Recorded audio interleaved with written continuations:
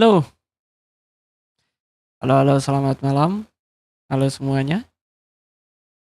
Akhirnya yang dinantikan keluar juga. POE 2 yang baru nih 16 jam yang lalu. Reveal season 3 ya. Nanti yang mau keluar. Dan mereka juga mau jelasin apa aja sih benernya yang ada di season 3 ini. Semoga semua keluhan gue terbayarkan, mereka perbaikan lah ya, perbaikan di situ di season 3 itu. Tanggal Hi, I'm Jonathan Rogers from Grinding Gear Games, and welcome to GGG Live. Halo. Today we're going to show you an exclusive reveal of what's coming next for Path of Sayangnya ini Exile 2. bukan Twitch drops are enabled in live today's sih. live stream, so you'll be able to claim your Sun Priest's Incineration rare finisher effect by following the instructions below. Now with that out of the way, let's get started. It's time to give you a teaser of what's coming in Path of Exile 2, the Third Edict. Gue siap. Sangat siap. Karui! I have called you here to save our people. Oh, To save our way. Over the ages, we have known pain like no other, but we endured, and we became mighty. Korui. Now, outsiders dishonor our shores, and we have stood by, doing nothing. Hear my voice, ancestors. Show us your strength. Show us the true way. Oh, I understand.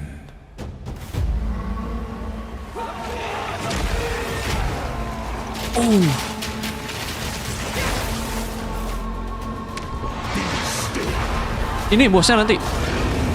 Anjir. Hiu dong. Shaman. Oh, anjing keren banget, Cok. Oh, bos ini yang ada di Trial Master. Kita lawan dia juga. Oh, bos barunya. Cakep banget. Itu Hunter bukan sih? Iya. Makuramakoi will Kuramakoi. rise. Activity 4. Apakah akan ada kelas baru? 35 new area. Anjing banget batuk. Bos baru 24. Support jump. Aish. Dia kemarin kena nerf gede-gedean sih. Kasian banget. Ini dia bakal kena buff sprinting.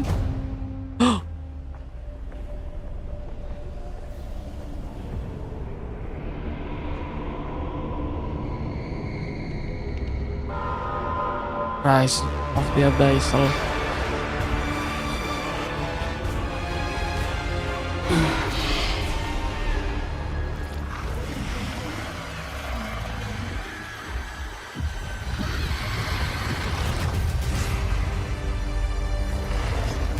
Ih, gue udah siap banget, Cok. Tanggal berapa sih? 29 kan? Ya, 29 Agustus. Oke. Now as you can see, Aku there's a mau lot nyoba going kelas. on, and we have a lot Gue to mau reveal nyoba kelas today. lain. We'll start by going over Act 4, the next chapter in the Path of Exile 2 storyline. But that's not all. There's also 3 new interlude acts to get you to endgame, which means we're removing cruel difficulty too. Oh, After that, we'll be going through the massive changes to characters. I'm super excited to show you how I've overhauled the entire support gem system, added new skills, and yes, there are buffs. kelas baru? Gak Next, ada. we'll go over the Rise of the Abyssal, this season's exclusive league mechanic, and talk about the new rewards, crafting systems, areas, and bosses that it adds. After that, it's on to changes we're making to the endgame. Then it's time to talk about items, crafting, and oh yeah, trade. That's going to be a big one. We'll then go over our trade. new supporter packs and finish up with a live Q&A Komplainan session gue where untuk trade ZD itu will ask Path of kemarin XL2's game directors, myself and Mark, your orang-orang questions tuh udah from pada push chat. offline. And after that, at 4 p.m. Pacific, hatch notes. Jadi kita nggak bisa They're barter. not quite complete, Dan gue but they harap should give you some mereka nice bisa details to chew on. nyiptain biar supaya gimana caranya trade We've itu got a bisa lot to cover dilakukan today, but kapanpun first, dimanapun. another announcement. When the third edict launches on the 29th, we'll be having a free weekend for Path of XL2. That's right, Path of XL2 will be free for the first time without requiring an early access key. Free. The free weekend will end on September the 1st, Oh. so you'll have plenty of time to give the game a try. Bisa Alright, nyoba Let's bulanan get started with Act 4. 1 September tadi sampai The story 29. continues from the end of Act 3. Doryani has agreed to help you find an ancient weapon that can be used against corruption, the Okay. instrument of the Third Edict. Lanjutan dari The weapon was Doryani ya. broken in ages past, but he believes that the pieces may be found in the Kurui archipelago, the home of the Kurui tribes. Oh, Korwi, You will need to journey to Kingsmarch, King's March. Oh, hire a ship, and set sail. iya ini yang di POE 1 When nih you open the map, you can choose to sail anywhere you like. temanya. Act 4 is completely non-linear, and you can visit the islands in any order you choose. Oh, terserah kita Will you visit the bebas pristine berarti. beaches of Mau Whakapanu mulai Island? dari fuck apa? The Kurui whisper of a curse that afflicts all who travel there. Perhaps it's related to the weapon you seek. Anjir keren banget ini. Or maybe you will visit the volcanic shores of the Isle of Kin. The Kin have been more restless recently, Oh iya, gue coba ini. mining for sulfite and driven by some dark force. Kelihatannya seru tuh. Perhaps you will choose to Anjing, consult dark one of the banget, local itu Kurui orang- tribes. Their ancient wisdom could hold clues to finding the Third Edict. Mayat dibikin main coba. No matter where you choose to go, you will fight dangerous beasts, find fabulous treasures,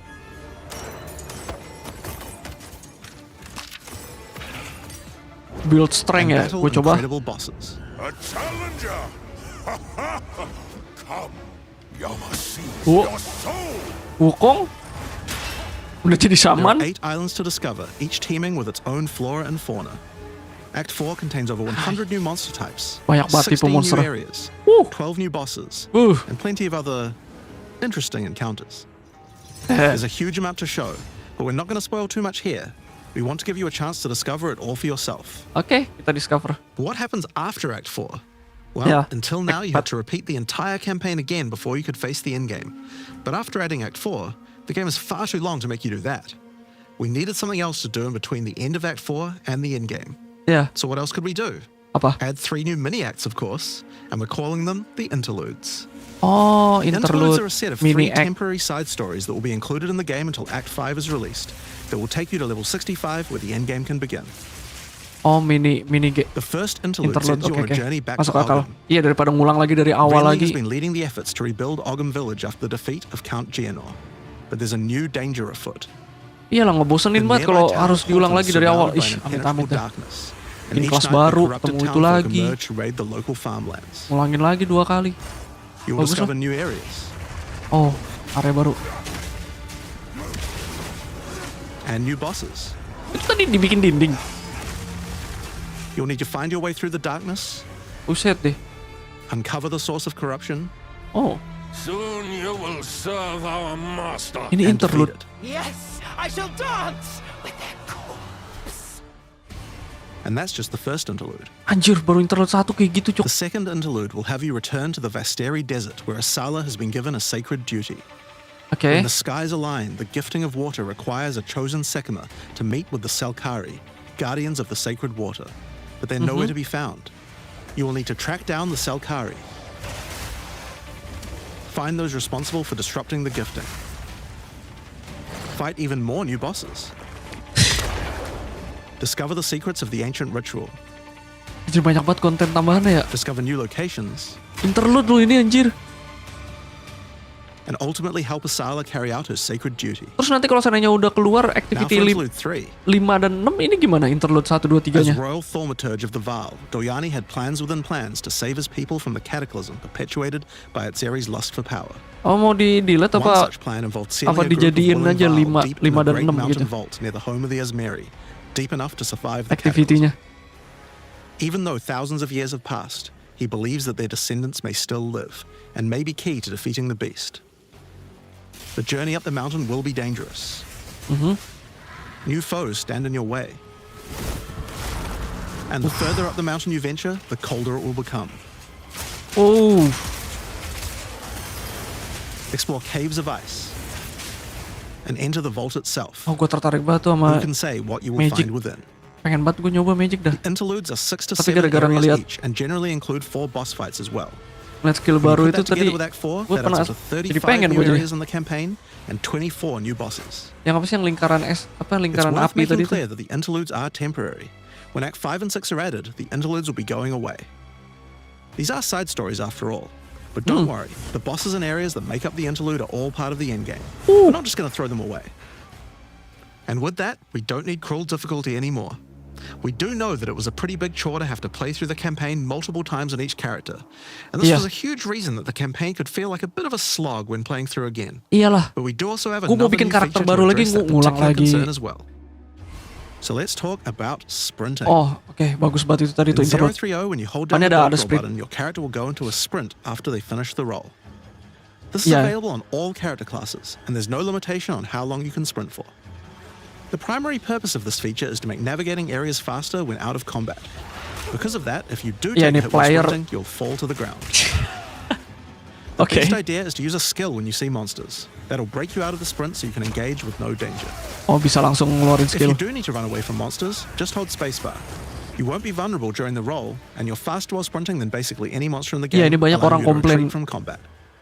Monster Sprint is a larinya pretty lebih cepat significant daripada change to pemain. POE 2's gameplay. Itu What I gila. like most about it is that we can accelerate the pace of the game for those who want that without having to compromise on POE 2's more visceral combat systems. Oke. Okay, so that's the new extensions to the campaign, but there's a whole giant league to play through as well. I'll leave that to Mark to talk about later. And that's because what I want to talk about now is the new stuff for your characters. And probably one of the biggest new systems here is with the support gems.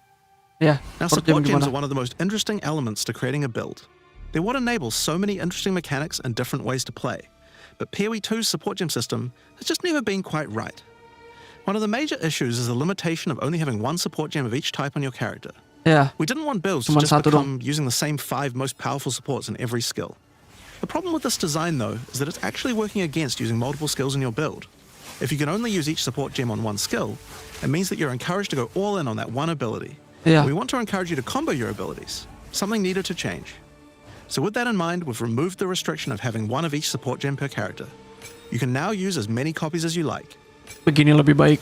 This should drastically increase the amount of possible builds Betul. and increase the amount of skill diversity. Yap. There are a lot of potential builds Kalau nanti that yang jadi suffer from andalan cuma previous satu restriction. skill. For example, a Eskalasi. poison build previously couldn't add poison to more than one skill. They couldn't use stacking poison on more than one skill either. This severely limited your ability to combo with anything outside of the specifically designed poison archetype. But now you can. Oh, Many utility skills previously couldn't scale to endgame because the supports that would make them scale were more useful to use in other skills. You iya. would never speed up killing Palm with martial tempo when you would much rather use it on your primary skill instead. There are more examples like this all over the place. Semua skill aktif bisa In benar-benar addition to kuat that, banget. though, we thought there wasn't enough feeling of progression in the Oh, supports as level you went through the game. progression. There were only 3 tiers of supports, and many of Ya, the most important terlalu ones were dikit given ya, out at 3 tier tier 1. tuh. Also, there were no strict upgrades, meaning that upgrading supports when you ran out of sockets required quite a lot of thinking. Mhm. In order to solve these issues, we now also have multiple levels of many supports as you go through the game. For example, double barrel support gives you an extra bolt, but at the cost of 30% less reload speed. Oke. At tier 2, the penalty gets lowered to 20%. Oh, But then at tier semakin 3, naik the support gem gets something new. tiernya tier. It now reloads automatically when you heavy stun an enemy. Oke. In some cases, the highest tiers might work a little differently, and you'll have to decide if you like the upgrade or not, depending on your build. For example, rapid casting. The first couple of levels gives 15, then 20% increased cast speed. But then at tier 3, it changes to a new approach. For each different spell you cast in the last 8 seconds, you get 10% increased cast speed, which could be a pretty big bonus if you use a lot of different spells. So that's pretty good for upgrades through the campaign, but we wanted to add a little more spice to the endgame for supports too. And that's where our new system, lineage supports, comes in. You can think of these like unique items, but for supports. Oke. There are supports that are only available at endgame, but they're much more powerful. Like Ratha's Assault. It's an upgraded version of Double Barrel that reloads your skill as you dodge roll, as well as increasing the number of bolts it can hold. But it does mean that it's the only way you can Iya, reload ini the skill. kerasa berasa kayak lambat Unlike banget. regular supports, you can't find these through the uncut support gem. Dibikin kayak gitu Just jadi like lebih unique cepat sih. items, many of these can be found from specific bosses. And there's a ton in the regular drop pool too. Some of them are fairly rare. Others fairly common. Some of them are build defining. Wah, totem ya. Others are just straight up power upgrades. All in all, there's around 40 lineage supports being added throughout the endgame, so there's a lot of power to find out there. Banyak banget anjir. The new support gems are certainly going to open up a lot of builds, but of course we have a huge range of improvements to individual character classes as well. As well as adding new skills, we had a big focus on buffing existing skills so that they can scale well into the endgame. There's a huge amount to cover here, so we're not going to discuss everything. We're just going to quick fire through some of the coolest changes. Banyak banget ya. Sebanyak itu We kan? wanted to make cold a more useful element on the Ranger, so we've expanded the cold tools available. Ranger. As well as increasing its range, Escape Shot now creates fragments of ice whenever it hits the ground. These fragments explode after a short time, making the skill better for killing groups of enemies. But not only that, we added an ice fragment support that creates more of them when killing frozen enemies. And a new buff skill called Ice-Tipped Arrows that allows all your arrows to create ice fragments. This already gives clear to rangers wanting to use ice, but to take further advantage of the ini ice gua kesel banget ini si freezing monyet nih, salvo has been sumpah. upgraded to shoot additional cold arrows One towards shot, every fragment, jeder giving you a mati, nuke-like anjing. ability. Ini damage-nya diturunin gak sih sama dia? We've also modified Snipe to consume frozen from Ih enemies, sumpah dah dealing a kalau huge sampai amount more kagak diturunin mah. damage, giving you a nice ice single target option. And something you might notice about this is that the bonus is a lot higher against bosses. Oh, This is actually a change you'll see throughout the entire game. Since it's a lot harder to freeze a boss, you should get a bigger reward for it. iya harus. Another theme you'll see throughout the game is making movement feel better. Toxic Growth is a skill that was pretty cool, but a bit annoying to use with the jump that it had. Now Toxic Growth is a range skill, so you can spam it more easily. Lebih gampang. Oh, oke. And we've also added a new poison skill while we were at it, called Toxic Domain.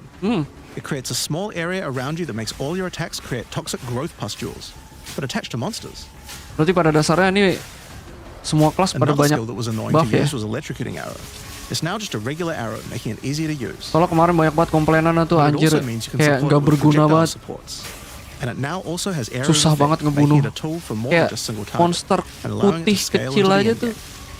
Monster putih itu berapa lama ya bisa? We also Ya added Allah a new 3 menit spirit kali 5 reservation menit. called Mirage Archer.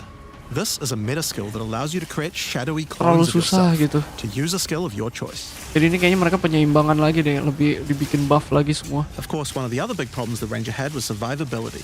Ya, Evasion was the weakest of the 3 defenses, and we wanted to change that. Currently, evasion doesn't evade all types of hits in the game, so you're still vulnerable to things like slams or unblockable attacks. To make evasion characters more tanky, we're adding a new mechanic called Deflect. gimana deflect?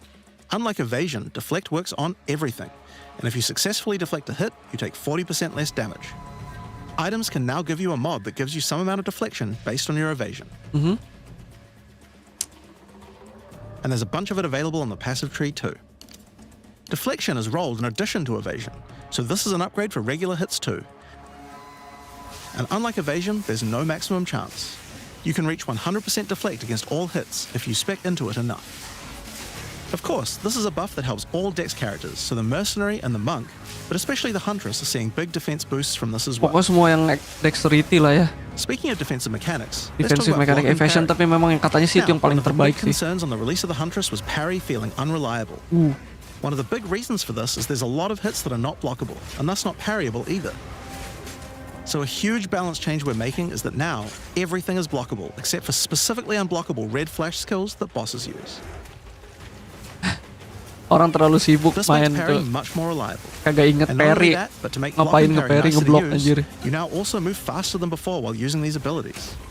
This is a massive buff to passive block as well. So to counter that, we did have to lower the max passive block a bit, but overall you should feel much safer. Fire skills on the warrior yeah. were not really cutting the mustard, Warrior. so we decided we needed to upgrade a bunch of them, but also add some more as well.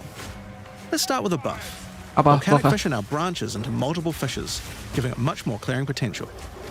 akhirnya dapat buff anjir. We've also added a new skill called Forge Hammer. This skill throws a molten hammer that does a slam at a distance. Oh. You can recall the hammer back by using the skill again if you like. But Thor. the cooler thing to do is to use Anjir, a war Thor. cry. Using a war cry makes the hammer explode, making a bunch of volcanic fishes around. Volcanic fishes Semoga retrigger when you damage-nya keluar, slam, men. so it's a Kasian great banget skill to pemain make a warrior, flaming demi arena Allah to dah. fight a boss. Mereka nangis 2 season kemarin tuh.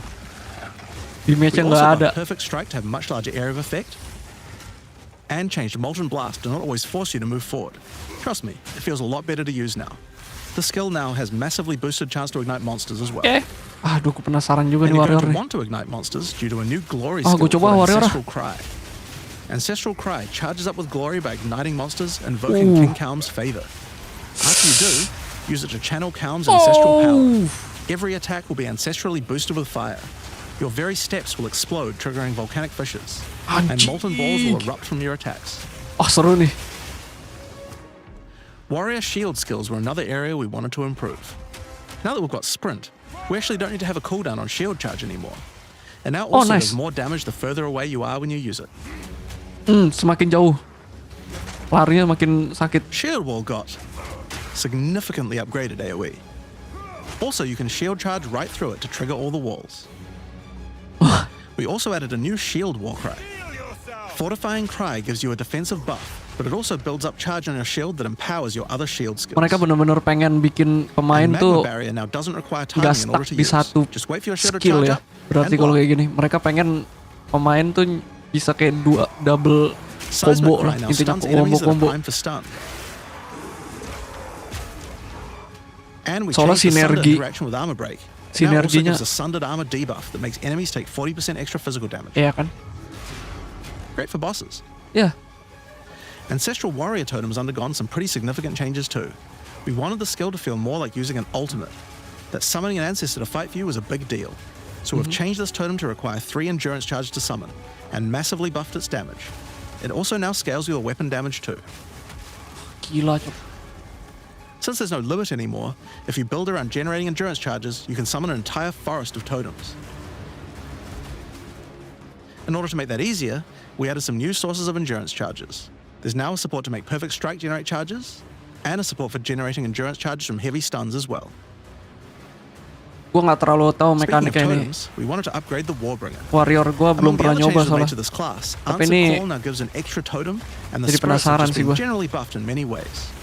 Use it with your limitless ancestral warrior forest to make Ancestor. an army of Karui that would make Tukohama proud. Yeah. We've also merged the Great Tukohama. Wolf Howl and Warcaller's Bellow support, so that you can get all the benefits with 1 point. Ayo warrior ah gue And nih. Encased in Jade Seru no kayaknya nih. longer removes the Jade when getting hit, making it a much better defense. Next Kayaknya- up, let's talk about accuracy. Accuracy was always intended to be something that warriors didn't need to care about very much so long as they're in close combat. But unfortunately, that's not currently the case. This was particularly annoying with skills like Bone Shatter, which you certainly don't want to mess with. So we significantly buffed your chance to hit at close ranges when you don't have much accuracy. Warriors shouldn't require any accuracy investment in order to hit with close range attacks now. Ya itu bikin pemain We bingung. also wanted to improve armor. Mana kira-kira yang mau And one gue of the major weaknesses of ambil? armor is the inability to defend against elemental damage. In order to mitigate this, we're adding a lot more of the stat that allows your armor to defend against elemental damage. It's now available on items and in a lot more places on the passive tree. One of the most important improvements we've made in 030 is to declunk the action and flow of shooting crossbows. You can now reload crossbows without any movement penalty. Jadi tetap bisa Not jalan. only that, all Ya ini skills karakter that can lambat be used banget while soalnya. moving now slow you for a shorter amount of time. This Kayak change benefits everyone, not just rasanya crossbow lambat skills. banget. With both of these changes put Gua together, mainin the run and gun crossbow playstyle feels tuh much better. Di season It's hard to 2 ya. explain how important Di this season change is 1 for the sorry. feel of the class. Season 1 sih gue nyobain. The Season 2 Mercenary gue is nggak also a mainin, good cuman chance to talk about how we're rebalancing to make combo and rasanya skills lambat much gitu. better. Jadi setiap kali dia harus Take reload. Shock, for example. It buffs damage and lasts 4 seconds right now. But that isn't really giving you enough time to take advantage of it. If you're going to add a lightning skill into a build that otherwise wouldn't use one, we need to make mechanics like this much better. So we've increased shock duration on monsters to last 8 seconds. Oh dikasih And waktu. skills like Plasma Blast, which are intended to be good at shocking enemies, now increase the damage bonus by a lot more. You'll find changes like this all around the game. Mereka lakukan segala cara biar bisa Chill now lasts 8 combo-combo. seconds, giving you more of a Biar reason to pemain weave tuh in cold jangan damage. stuck di satu Freezing skill. skills are better at freezing. Burning skills need to cause burns that last longer. But making skills like Dibikin lama, Permafrost bolts and lebih Incendiary lama. Shock Jadi double ada down on how waktu they're supposed to be used, it makes using them in your build alongside other untuk skills pemain itu much bisa more likely. combo-combo gitu. We're also making sure to buff specific combos too. Oke. The freeze explosions from frag rounds now chain to nearby enemies. And using high velocity rounds with armor break will now fragment the opponent's armor. This causes monsters to take a portion of high velocity rounds damage with every subsequent hit, even tiny pellets. So that means following it with a shotgun blast is way more effective. Buat activity 1 Now, there's a lebih lot more buffs gampang. to crossbow skills, but for now I'm just going to talk about the new one. Activity we added, 2 jangan the terlalu mortar cannon. jangan terlalu susah. This Itu one lets semua you socket diturunin any deh. grenade skill, and using it will summon a cannon which loads and then fires the grenade you choose. Sebenarnya itu sih. Kalau activity 1 sama Another issue with mercenary 2 sih, banners. terutama itu yang They were just not very good, amit-amit. so we're doing a big upgrade to them. They now last longer, don't disappear when moving out of them, and we removed the Valor mechanic. They now just give a much more Gua nggak consistent tahu and stronger mekanik ini, buff, gua nggak tahu. and you can use them when you get enough glory. On which, one of the main focuses was making various minion types more useful to use together. Minion. Melee minions in particular were just not that great compared to ranged ones. As a starting point, we just straight up Betul. removed the requirement for minions to have accuracy. Attack minions now always hit, which makes them way better. Oh. Gua season Groot's 2 got some pernah good numeric nyobain nih. buffs, but we also added a new command skill where they do a war cry that intimidates enemies and Gue punya detonates banyak any frozen monsters pasukan, and allies around you. tapi with a gue big nggak cold ngerasa explode. kayak gue punya banyak pasukan. Padahal Also gue changed punya the Frost banyak Mage's banget, command tapi skill to an rasanya tuh ability kayak that adds ice armor to your other minions, adding a layer of defense. di match-nya tuh kayak And it kurang makes them gitu, deal kurang cold damage banget. back to the attacker as well. The ice armor also Sampai makes gue the minion bertanya-tanya, becomes frozen, ini sebenarnya so build the gue brute's bener war gak sih? cry can Kayak detonate gini them gitu. too. Unearth was Akhirnya changed to gue work ganti on corpses of your dead skeletons, sama allowing you to kelas summon yang minions lain. more easily in boss fights. And they also got a new jump ability, allowing them to get into combat faster. Kasian ini pemain minion, sumpah. Ray's Spectre was also feeling pretty weak for the spirit cost they have. Ya, To be honest, we were a little afraid of these when we first balanced them. We've both decreased the spirit cost for a large range of monsters, and we've significantly increased Spectre damage too. They should feel a lot more impactful. Spectre damage lebih sakit berarti. There's also a lot of new spellcaster weapons with Spiritnya newer cult sedikit skills. dikurangin. But I'll just talk about one of them that I thought was particularly cool. Oke? The Reaping Staff is actually a wicked scythe that gives you a new ability called Reap. When an enemy is low in life, you can dash forward and rake enemies with the scythe to cull them instantly, healing you. It can also inflict critical weakness on enemies too. Now, there's a lot of balance changes in the Witcher's Ascendancy classes, but I'll just talk about two of them for now. On the Blood Mage, you were previously required to spend your first points on Sangomancy, which really was supposed to be the Gua nggak- downside for being able to gua access nggak the pernah powerful nyobain nih, abilities kelas of the ini rest of gua the nggak tahu. class. In order to make picking the Blood Mage a better early option, we've made Sangomancy free, unlocking the power of the rest of the class immediately. On the Infernalist, the Demon form wasn't something people were really using because you lost your weapon stats while transformed. Well, you no longer do, so it's a much better option now. On the Monk, the Wind skills needed a big upgrade for sure. Staggering Palm can now stack up its duration if you use the skill multiple times in a row, so you can keep the effect of all your skills throwing up wind much more easily. Ini bukan udah sakit ya? Wind Blast had the purpose of building up to dazing an enemy, but dazing just wasn't worth all that effort. Now it just dazes on hit, meaning a single Wind Blast will make all your skills stun enemies more easily. Following up with Vaulting Impact on a dazed enemy previously did a bunch of stun. Now it allows you to break your enemy's stance. When their stance is broken, following up with a fast attack will do way more damage. A cool build that certain people always enjoyed in POE 1 was hand-to-hand combat. Pukulan. Until now, we just didn't have a real way to make it viable. Fight! Well, that changes now. The Monk, as a true martial artist, now has the ability to learn the Hollow Palm technique, Ya a aneh loh. keystone that lets you use all quarterstaff tapi skills while unarmed. nggak bisa All quarterstaff barehand gitu. attacks now have a special unarmed version, and you Oh, get further bonuses to all your attacks from stacking Energy Shield and Evasion on your character. anjing. Ah, masa gue ngomong lagi sih? A new keystone we Dua-dua also season added to gua the pakai Monk Mong, section of anjing. the tree is Walker of the Wilds. This changes mana Masa to season work with 3 gua ngomong elemental lagi? damage instead of physical, which is pretty useful for all those elemental attacks the Monk has, but it works well for the Ranger too. Nih, clear Now, one of speednya the tuh least cepet used banget. Ascendancy Gua class in the suka game is the masalahnya. Acolyte of Chhilbroo, so we knew we No, needed to make Chhilbroo. some changes here. One of the key things we had to do was make the chaos damage that the Acolyte can do much more useful. So we've added a new skill allowing chaos damage to ignite, shock, chill, and freeze, embracing Buset. the elemental prowess of the Monk in a truly chaotic fashion. In addition, he can make all of his chaos damage leech. And we've buffed Into the Breach and Embrace the Darkness by moving the effects of the 4-point nodes into the base skills. He also gains a new notable, Grasp of the Void, which leaves void illusions behind you as you dodge roll. If they're killed, they do massive explosions of darkness, dealing damage to everything in sight. Anjing. Now let's talk about Sorceress skills. Nah, ini One of juga the things gue we want to tertarik nih. improve in the Sorc is the ability to use multiple elements together more effectively. Improve mah gimana? Now, this might seem small, but one of the things pushing you towards using a single element is debuffs like Elemental Curses, which lower resistances of a single element. Ya. In order to fix that, we're making quite a lot of game-wide changes to these kinds of mechanics to broaden what they apply to. So for example, there's no longer 3 curses for fire, ice, and lightning. Instead, there's just a single curse that buffs all 3 at the same time. Oh, And things like Frostbomb, which gave you cold exposure, now give elemental exposure. You can use it to buff any of your other skills.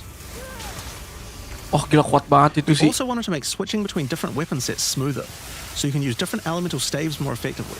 To do that, we've removed the weapon switch time, and now happens instantly. This applies game-wide too. Anjing But we rusuh didn't banget. just want to stop there. We wanted to add some Magic gua. specific mechanics that work between different elements. Bodo And amat that's where magic gua. elemental infusions come in. Certain skills can now do Anjir, elemental bingung gua. infusions. For example, when a frostbomb explodes, it leaves behind a cold infusion on the ground. After picking it up, you can spend it on one of any number of different skills to transform how they work. Spark will create a nova of cold-infused projectiles. Ice Nova will leave a chilled area on the ground. And we also added a new low-level skill that fires ice shards. Use it with cold infusion though, and the ice shards will explode. Ini juga nih damage-nya dia All of terlalu Storm now tebel dia. generates lightning infusions when you cast Turunin enough tuh spells activity in it. 1 anjing keras banget. And that's all spells, by the way, Bosa. not just lightning.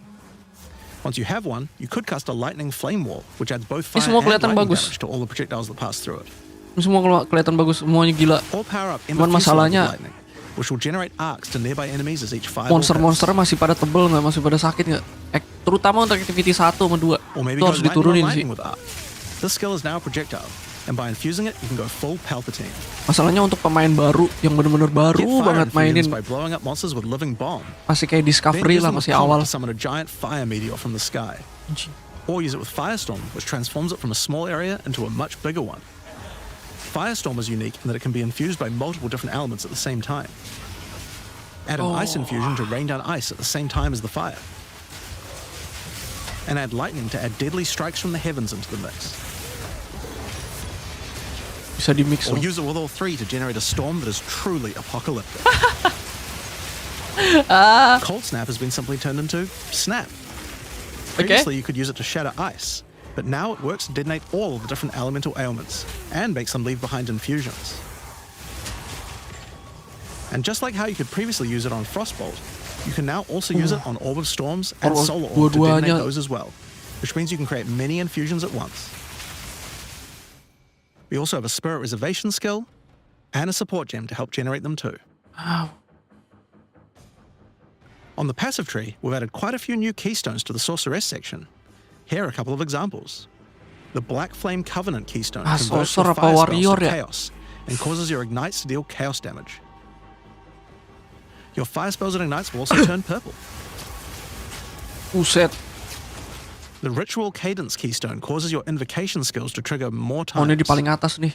Gua Makes tahu them nih. trigger periodically over a longer duration instead of Lokasinya. one. Great for those auto bomber builds. Passive Now, in tree. addition to skill changes, we've added a lot more options for the passive tree for each class.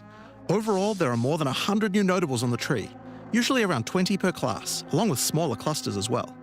Check out the old version. And here's the new version. It's a lot more dense, and there's more interesting nodes than before. Nama banyak Now, we pilihan probably anjing. can't go through too many of these in the live stream, so I'll just show you one from each class's area of the tree. We tried to be a lot more thematic with the new nodes. So for Masing-masing example, the dapat Molten semua One's dong. gift. It lets the benefit of armor break apply to your fire damage. Or how about Last Stand, which gives you lots of stats as your situation becomes more and more desperate. A lot of these have themes aligning with ascendancy classes. Like for the Gemling Legionnaire, for example. You have crystallized immunities, which makes you immune to different status ailments depending on which support gem color you have socketed the most. Another Imun. ascendancy class aligned notable is Itu sanguimatic bisa OP tuh, kagak rituals. bisa kena It stun. allows arcane surges to generate life instead of mana, unlocking that support gem to be used with the Blood Mage Ascendancy. Oh. In the Sork area, you'll find these Archon nodes that allow you to convert all of your elemental damage to a specific element. You become a Lightning Archon when you spend enough mana, after which all your skills will be converted to lightning, and you will do extra lightning damage as well. We have ones for cold and fire too, with different triggers. Here's another cool one. Elemental Practitioner gives crit bonuses if you've triggered a skill recently, while also making crits generate more energy for triggers. Or maybe you'd like the Great Boar. It gives you a reason to stack dexterity to make you tougher, giving a bonus to life and stun threshold. Oh, build Or start. the Cunning Fox. It straight up gives you Start 5% itu quality ada to lagi. all your gems. Ambil Now, another major dexterity. change is attribute requirements. We felt like players probably had a few too many nodes and attributes and not enough in interesting passives. So we lowered attribute requirements by 25% across the board. Ya, terlalu That tinggi means you'll sih. have more points to spend on interesting notables rather than just needing to allocate more strength, dex, and int. Yap. Now, there are Lebih ke way arah more changes skillnya. than just these. These are just some of the cooler ones we want Kalau to show kemarin itu off. terlalu tinggi But I'd say that's just requirement about enough for atributnya now. tuh. We're not even half done yet. So I Dengan think it's time that we dibikin talk turun about the begini league, 20%, the harusnya rise kita of the jadi bisa Abyssal. lebih fokus And sama to do that, skill I'd like to hand things over to Mark. As you just saw, passive-nya. even though there are major changes to the campaign for this update, we want to make sure that every time you come back for an expansion, each area feels different with something extra going on. It is really important to make sure your experience when returning between expansions is fresh and filled with new content. And the way we did this was through leagues. Every Yeah, expansion we make has a league, which not only has a fresh economy, but also has new content exclusively available in that league. So, let's delve into the details of what Path of Exile 2's first official league is bringing to the table. The Abyssal are a race that have mastery of forbidden magics and necromancy. They were thought to be extinct, but have merely been biding their time underground. You first encounter signs of the Abyssal in Clairfell, where you discover that during the night, weaker members of the Undead Legion have been attacking the encampment. The townsfolk require your help to investigate where the monsters are coming from and put a stop to their attacks. Out there, ancient creatures, lurking beneath the surface. As you proceed through Rayclast, you'll find fissures in the earth connected to larger pits. The monsters normally inhabiting the area are being affected by it, harmed by it even, having their souls eaten to strengthen the abyssal underground. As you defeat the monsters, the fissure closes and abyssal emerge, angered by you killing their food. Once all those fissures have been sealed, the pit activates, and more abyssal pour out. This is where the larger and more dangerous monsters reveal themselves, as hordes of Oh, ini abyssal sama kayak di spew POE out from the 1 pit ya? to take your soul. Abyssal itu. If you kill a magic pack, then magic abyssal arise. If you kill a rare, then a rare monster will emerge from the pit, having absorbed some or all of its modifiers for itself. Oh, This means the monsters emerging will generally be more difficult and more rewarding, as each modifier gives better rewards. If you are able to kill them all, the pit will seal shut. As each pit is closed, it reveals a potential reward. Abyssal troves will rise up out of the pits, allowing you to get some epic loot. iya nih Path of Exile 1 sih sebetulnya ini. Areas often contain Abyssal. many pits, with Dibawa many ke fissures, POE 2. and the amount goes up as you progress through the game, getting more intense. It doesn't stop there. When monster mods are absorbed, they have a chance to become infused with the dark necromancy, transforming them into abyssal modifiers. For example, you defeat this monster with the Mana Siphoner modifier. Their soul is eaten by the pit, Awas and a meledak. rare monster emerges. The Mana Siphoner modifier has transformed into Soul Siphoner, and is now amplified in danger and reward. Ooh.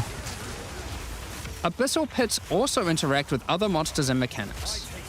If you defeat a rogue exile that's near one, it'll be revived as a Lichborn that has multiple abyssal modifiers. Lichborn exiles even have their own unique jewel they can drop, if you are lucky enough to encounter and kill them. Oke. If an abyss spawns near a boss, killing it will summon a gigantic Giga Larvae creature.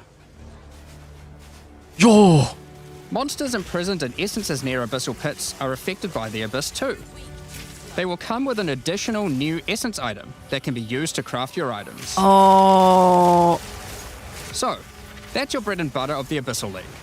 Kill surface-dwelling monsters, kill the emerging abyssal, close the fissures, semakin banyak yang overcome harus pit dibunuh. encounters, and reap the rewards. Sama dengan There's bagus. a lot more to this league, however. Oh, As you complete abysses, you can find ancient pieces of bone, preserved from the remains of fallen Lichborn. These are one of the many rewards for your mission to seal the pits. gunanya? You can use this on a rare item to imbue it with abyssal magic, adding a special hidden modifier to your item. But how do you reveal it? Ya, gimana cara In reveal? Act 2 of the campaign, you'll encounter a new area. This area is overrun by the Abyssal and the Lost Men. After clearing through this area, you'll find the Well of Souls, a giant cavity with a massive vortex of souls swirling Activity 2 beneath ya. you. Activity 2. Oke. So how do you reveal the mods on your Abyssal-infused items? Obviously, just throw them in, right? Yes, that's exactly what you do. Before throwing it in, you are given the option of how you want to transform it, in the form of Gacha. a choice of 3 different Yes. modifiers. Once you've chosen your desired mod, throw it in, where it will absorb the power of the souls, and the ominous creature will then retrieve it for you. Oh, bagus These berarti. modifiers can be ones from the core mod Lah pool, itu. all the Diam. way through to specialized modifiers that cannot normally Creature. appear on items. During the campaign, you can use it as a way to more easily add useful existing mods. But during Gua the kira bakalan endgame, there is a whole makin set banyak- of new and makin powerful banyak mods you ini can nih, add to your apa? items. Like this mod for Taruhan. crossbows that allows you to place an additional ballista totem. Gacanya gitu loh. Ternyata Or enggak this ada one pilihan that ternyata. adds spirit to your staff. Oh, Or this one that allows you to generate more combo with your quarterstaff skills. ayo. And speaking of endgame, you can also use the system to craft waystones. Ah, With a preserved vertebrae fused into your waystones, you can get some new modifiers that push difficulty and rewards to new heights. reward lah, nambahin, jangan difficulty Here anjing. are some examples of those mods. You always get a choice of 3, so you can avoid anything you don't think your character is capable of. Kurangi gacha, men. Kurangi With gacha. this modifier, the natural inhabitants of the area are all spawned near abysses. And there are up to 9 additional abyssal pits in the area, Wah, making anjing. it just a full-on Mong abyss bagus banget berarti ruckus. di sini ya. Or this one, which causes the final abyssal pit in the area to always result in a boss encounter, be it either one underground or one that emerges out. Bener-bener pukulan loh, Fis. There are dozens of these waystone modifiers in total you can get from this crafting. That covers the new crafting mechanic. So what's left? Well, we talked about how when closing pits you can get abyssal troves, but sometimes when closing an abyss, you'll reveal an underground cavern that leads to the abyssal depths. After jumping Siapa? into the depths, you'll Bosan. find an abyssal city, swarming with legions of the undead. When underground, every single rare abyssal enemy will have an abyssal modifier. And at the end of the dungeon, you'll even find a rare with a more powerful Lichborn modifier. Once you're able to defeat this powerful rare, you can also find some nice rewards. Aside from the entire area being valuable due to the abyssal modifiers on the monsters, it has its own specific drops too. One example is a set of lineage supports that can rarely be found in these depths, like Kurgle's Leash. This support empowers both you and your minions when you command them, granting unholy might to you both. Another depth-specific outcome is a set of omen-like items that amplify your abyssal crafting. Additionally, we're adding some new socketables that can drop from the abyssal depths. Take Ulaman's Gaze, which can be socketed into your armor. These are a bit special in that you can only have one equipped at a time, but give some pretty powerful effects. Think of them as almost a unique socketable for your equipment. In the endgame, where you can still find depths, you also start to find a different type of underground chamber. In these areas, you'll find an ancient spire, a device being used Hey, by commanders of the abyssal factions to plunge Rayclast into a lightless void. Your goal is simple. Kill this commander and destroy the spire. There are 4 bosses in the Abyss League, and there are some Abyss. pretty cool uniques available from them. Uniknya apa aja? An example is this belt, Darkness Enthroned. It has 2 sockets. But hold on, socketables don't work on belts. Well, this belt has a special mod that allows it to count as a different slot for the purpose of socketables. Soketnya ada.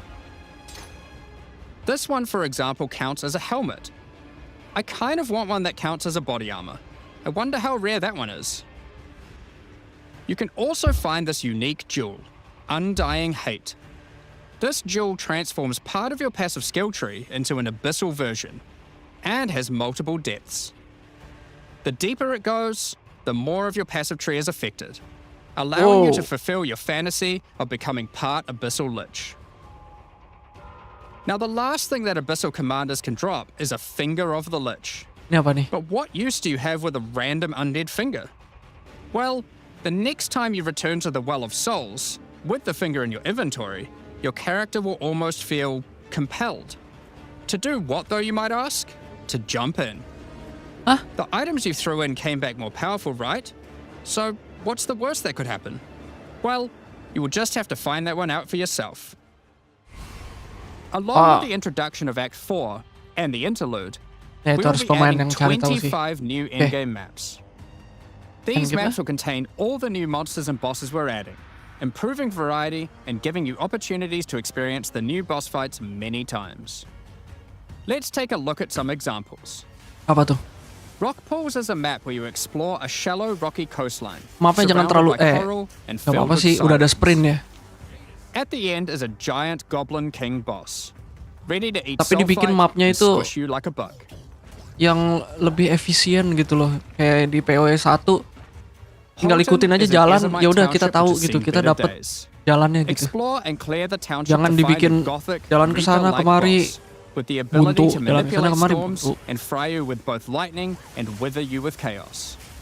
Itu bentuk mapnya juga harus dirubah sih sebetulnya. Given some of the new bosses added are a bit more epic, such as the Act boss and final Langsung bosses mati. of each interlude part, it would be a bit of a waste to just use them as regular map bosses.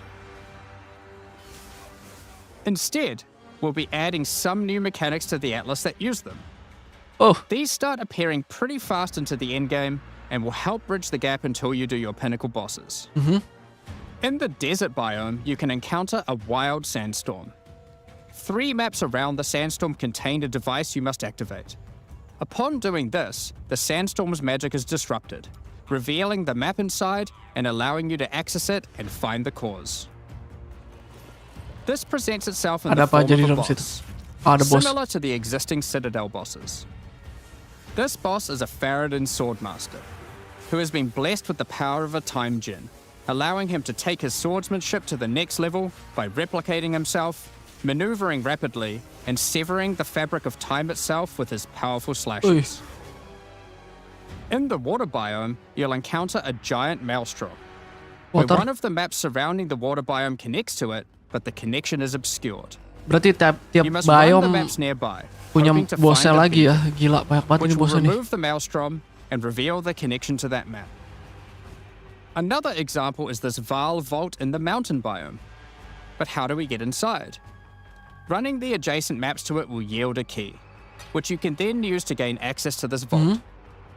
Or you could just trade for one, I guess. Use the key to dispel the powerful force field surrounding it, leading to the Vaal Elite and their rewards inside. These all contain Uber versions of the Act 4 boss, and the bosses at the end of each part of the interlude. And each have their own exclusive drop pool of new lineage supports, which, as Jonathan spoke about earlier, are powerful support gems that modify your skills in pretty crazy ways. Apa As tuh? an example of a lineage support which can come from the Faradin Swordmaster mentioned earlier, we have Garukhan's Resolve, which causes your critical strikes to fork, but requires some mobility on your part to properly enable. From the boss sealed in the Vaal Vault, we have Critical Aquate's fork, Pact, anjing. which supports your war cries, causing them to inflict massive amounts of corrupted blood at the cost of your own life. Additionally, some maps can now spawn summoning circles, a room resembling an Ezomite henge. Activating this henge will spawn bosses. It's as simple as that. We'll also be making changes to how affixes on waystones work. As the current prefixes equals good, suffixes equals bad iteration isn't quite hitting the mark. We tried something new here in Path of Exile 2, but after seeing the feedback we decided we actually liked what we had in Path of Exile 1 more. Like Path of Exile 1, Yeah. each affix will now be both difficult and rewarding. Betul. Waystone mods now grant an increase to the number of waystones dropped, and an additional specific upside attached to it. This means as you roll your map, they will continue to get more difficult and more rewarding, and allow you to customize the difficulty and rewards of your maps better. For example, the Frostbitten mod, which causes enemies to deal cold damage, also increases the rarity of items dropped as its upside.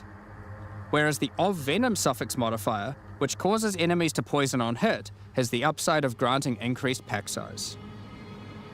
Some maps will end up having a lot of rarity, some a lot of pack size, and others will just have a mixture of everything. Rarity, Due quantity. to now having more modifiers granting difficulty, we will of course be reducing the difficulty per modifier to account for this. So, that's your Atlas, maps, and waystones, but what about Breach, Ritual, Pinnacle content, and others of the sort? We're making some changes around this too. The first change is that you'll now be able to invest 2 points into your specific League Atlas trees before having to run the Pinnacle content. There will be a specific objective for each type of content which grants you those points. For example, in the case of Delirium, it's simple. You just need to find and kill one of the bosses in a map, Omniphobia or Seru banget. Croesus. The Warrior rest of the gua. points for each content come from the Pinnacle content. Setelah But we're Warrior making some changes to accessibility here baru too. ke itu. Sorcerers. Currently, access to most Pinnacle content requires the same key at the easiest and most difficult version of the content. Okay. This creates a negative feeling where at lower difficulties, instead of wanting to run the content, you're often better off just selling it to someone who can run it at maximum difficulty. To address this, each content will now drop splinters, which Apa will tuh? not form into singular items. Instead of using the singular combined item in the realm gate, you can now just bring your splinters. Upon inserting the splinters into the realm gate, an interface will appear, allowing you to pick your difficulty, and you'll notice each difficulty has a different entry cost. Okay. This means if you want to run easier difficulties, it costs less, which also allows you to run this content much sooner into the endgame. Because these encounters now just require splinters, their corresponding Atlas tree no longer affects the difficulty of them, and has been changed to purely affect the content and maps on the Atlas. The Arbiter of Ash works a bit differently. Instead of requiring splinters, he still needs crisis fragments. We now have only 2 difficulties of the Arbiter. The first, requiring the existing fragments obtained from citadels. The second, Uber Arbiter, requires calamity fragments. Calamity. These come from citadel bosses also, but only once you've allocated the maximum number of points in your boss Atlas tree, ensuring those citadels are at their highest difficulty level. Since we're talking about Pinnacle content, we also felt that the leveling curve in the late game was a bit too steep. We've smoothed this out a bit so that it's easier to get to the mid-90s. We've also added some new in-game unique items. Let's take a look at a couple. Mana? Thunderfist is a pair of gloves that grants Crackling Palm, a skill which empowers your unarmed attacks, Oh, ini buat granting the mong nih. ability to call down the storms themselves on enemies you hit. Put simply, literally every monster you hit with your unarmed skills will be struck by powerful lightning. Pair this with the aforementioned Hollow Palm technique to embrace your true unarmed prowess in combat. Oh. Another unique we're adding is Henekura's Sight. Equip this amulet to be granted the power of the Mother of Death herself. Cannot This be is blind. reflected by granting you a skill called Foresight. Apa tuh foresight? While you have Foresight, your dodge roll no longer avoids hits. But instead, being hit while dodge rolling restores you to full life and makes you unable to die for a brief period of time. Anjir. You'll notice when this does occur, a copy of your character appears and takes the full damage. This is you seeing that future, as if you hadn't been wearing the amulet. Oh. Ultimately, your in-game experience should be more streamlined. With new content to find, you'll be able to invest in your Atlas trees sooner, engage with pinnacle content faster, have less FOMO running said pinnacle content, reach higher levels easier, and do all of that while finding many new chase endgame items.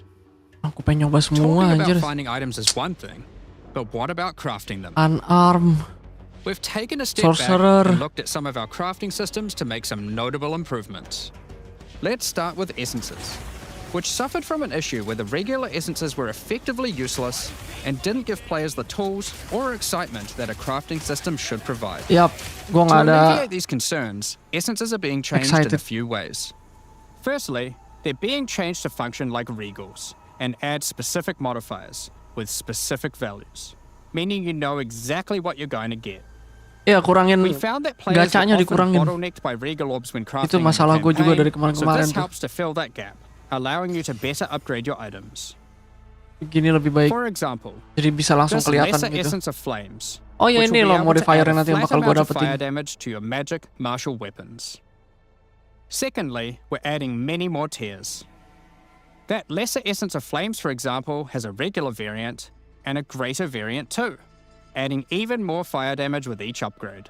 Oke. The intention of this is so that when you find one early on, you don't worry about holding on to it till later to use on a higher level item. Ah, berarti dari You awal should bisa feel free langsung to use bikin. them as they come to Yep. get powerful upgrades during the campaign. Ya ini memang seharusnya dari Lastly, our highest tier dari of awal dari essences, kemarin tuh now harusnya udah kayak called gitu. perfect essences, will function like a chaos orb instead of a regal. Essence tuh gue simpen So, it sampai will endgame replace terakhir one of the kagak gue modifiers on pakai your itu. rare items Begitu gue with pakai a specified mod. craftingnya malah Such as this ngegacha. perfect essence of flames. Oh gue kesel banget itu You'll notice ngegacha, this kagak one ada yang doesn't gue just add dapetin flat itu. fire damage like the ones before it. The perfect essences often give something a bit different, with some opportunities to be pretty damn powerful. There are many different essences, each with many tiers, covering many of the more core modifiers you'd want on items early on, through to chase specialized ones for in-game. Speaking of in-game, we really wanted to expand our crafting options for late in-game crafting projects. You might have noticed that at in-game, you get way too many transmutes. Wouldn't it be nice if some of those didn't drop, but instead you got something a little more powerful? At higher levels, you can now find Greater Orb of Transmutation and Perfect Orb of Transmutation. What? These can be used on normal items to upgrade them to magic, ensuring that the modifier generated is of a minimum level. Ah This iya is bener similar to ini. how you find higher tier items on the ground. Ini juga But for komplainan gue tuh kemarin tuh crafting. These higher tiers will Level also exist tinggi. for Orb of Augmentation, Regal Orb, Level tinggi, Exalted Orb, itemnya level and Chaos 80. Orb. Tapi Meaning you can get begitu all di of the orbs crafting required to take masih your item dapat from tire di normal bawah. rarity to a fully completed rare with guaranteed high tier mods. Oh itu gue kesel banget tire bawah anjing. On Level top udah of level these new core 80 anjing. crafting currencies, we Dapet wanted to tire make sure bawah. there are powerful Gacanya crafting bener-bener bases to gacha boost itu. them on. Now in in-game, you can start to find exceptional items. These are items that drop at normal rarity and are perfect for your from-scratch crafting projects. They can come with extra quality, up to 30%, or an additional socket to use your crafting socketables in. And yes, they can be corrupted for yet another socket. You can also get harus exceptional ada unique gacha sih. items. Gacha itu. To add even further to your crafting arsenal, we've added a whole suite of new omens to ritual content. Tetap harus and ada ya. removed some of the more unimpactful ones that weren't being used. Some of the new omens include the Omen of the Ancients, which will cause your next Orb of Chance to not destroy the item, but generate a random unique of the same class. Or the Omen of Sanctification, Apa which itu? is my new favorite. This will cause your next Divine Orb used on a rare item to reroll the values of its modifiers, allowing it to exceed the normal minimum and maximum values, raising the ceiling on the new most powerful rare items in the game. Iya new powerful This kalau omen seandainya will dapat also batas cause your atas. item to become Kalau dapat sanctified. batas bawah. Sanctified items cannot be crafted, just like corrupted ones, so consider carefully when you use this. Oh nggak bisa di crafting. Another Berarti is the Omen of Chaotic Monsters, nggak bisa di which reroll will lagi cause your berarti. next Chaos Orb to reroll all modifiers on a Waystone, allowing you to fix your maps if you get some modifiers that are not feasible for your build. Besides these examples, there is a huge variety of new omens for you to discover in your ritual encounters. Omen makin With banyak the ya. release of Act 4, notably taking place in the Karori archipelago, you'll be able to now find a new currency item, Henikora's Lock. Henikora, the Karori goddess of death, has the power of foresight and is able to see many futures, including the outcome of your next craft. So, imbuing her lock onto an item gives you that same power too. Oke. For example, you'll know whether or not to use an Exalted Orb on your item, as you will know exactly what the outcome is. So, with all these new crafting improvements, it's safe to say you're going to be making some epic items, and not necessarily just ones for yourself. So given that, it's time to talk about a massive one. Oh, Trade. nyawa trade. Nyawa trade. It's finally here. Ya. The moment we've all been waiting for. Fully AFK. asynchronous Gue trade. sebel banget AFK. AFK Over the bangsat. years, the way players trade with each other in Path of Exile 1 Yup. has morphed from using the forums, through to Website. the in-game chat, Chat ya. all the way through AFK. to using the website. Bangsat AFK. These systems, in all their iterations, work for a while, but with each iteration, new problems eventually reveal themselves. Be it requiring you to be in your hideout too much instead of out there killing monsters, Yap, nggak or kemana-mana, never cuman getting diam doang. responses from people who are either AFK or just can't be Ah, bothered. nyebelin itu AFK. In order to finally solve this, and this has been a long time coming, we're adding a new system that allows you to buy items from other players without requiring the seller to be present. They can continue farming, killing monsters, AFK as they please, and can even be offline. With the introduction of King's March in Act 4, you will encounter Ange, assistant to Rog in the Meridian Free Traders Company. Activity 4. Over the last 2 decades or so, since Path of Exile 1's storyline, Faustus has handed down his knowledge and expertise to Ange, and she is now ready to take over his business. If you have a hideout unlocked already, you can immediately invite her there. If you don't have a hideout yet, Harus you will di- need to acquire one. Ya. You can do this by completing a quest to defeat one of the bosses inhabiting an island in Act 4. Allowing you then Activity to 4 take a ya. slice of it for 2, yourself, activity 2 sama making activity it your 4 new berarti yang home penting and tuh. base of operations. Jangan ada yang kelewat. Once invited to your hideout, she will now serve as operating your currency exchange, but also serve as the figurehead in Manage your new trading shop. empire. So, how does this new system work? Oke. In the existing trade system, you would list items for sale in premium stash tabs. And then when someone wanted one, you'd have to take it out for yourself and trade it to them. Ya. Now, Biasanya instead of using those, you can give your items to Ange so she can sell them for you. Each item must have a price set. The nice. prices are set using in-game currency items, such as Exalted Orbs or Chaos Orbs. Once Jadi a dia price yang is set, belanjain kan? other players will be able to find the item by searching for it on the trade website. Oke. Oh, tetap Once a pakai desired trade item has been website. found, you can hit Oh, a langsung button, tele. which will instantly teleport your character in-game to their hideout. Then, you can immediately purchase the item. And while there, if you want, browse their other goods, in case there's a good deal someone else hasn't Jadi yet kita nggak discovered. cuma ngeliat satu item doang, You'll tapi kita notice bisa that as a ngeliat buyer, semua item on dari. top of the currency the seller set for the price, it also costs gold to purchase an item, as Ange has bills to pay after all. Ya. As a seller, you'll immediately receive a notification when an item of yours is sold, and can also see an effect above Ange in your hideout. Gue bisa when she has taro unclaimed di NPC currency. NG. Gue bisa farmingan. Just go talk to her, claim your Ada currency, notifikasi. and continue Udah playing at kebeli. your leisure. Oke. As many people already acquired premium stash tabs for the purpose of the trade system, we wanted to add a way for you to convert your existing tabs to merchants tabs, if you want. You can do that here, on the website, but only if you purchase those tabs before the release of the third edict. To clarify, the existing trade system will remain fully intact, so your premium stash tabs will not lose any of their functionality. We just figured people might want to switch over to this new system. We expect a lot of feedback around this new system and are looking forward to trying it out with you. As we are not able to test internally with an entire, thriving economy, there will certainly be some kinks to work out. Based on how the system goes, we will be adding it to Path of Exile 1 when ready, so any of the tabs you purchase will also be usable there later. Next up, we're going to be Harus talking dikonversi about dulu our berarti new ya. supporter packs. Ntar deh gue coba. Today, we're launching 2 new series of supporter packs. The Justice and Trathan Executioner Oh, packs. skin. Each tier contains the pack's full face value in points, alongside several exclusive microtransactions. As always, the microtransactions in these packs are purely cosmetic and do not affect your character's power or progression in any way. Ah, itu penting. The Justice Bukan series pay of to win. supporter packs contains 6 exclusive sebel banget ya. microtransactions.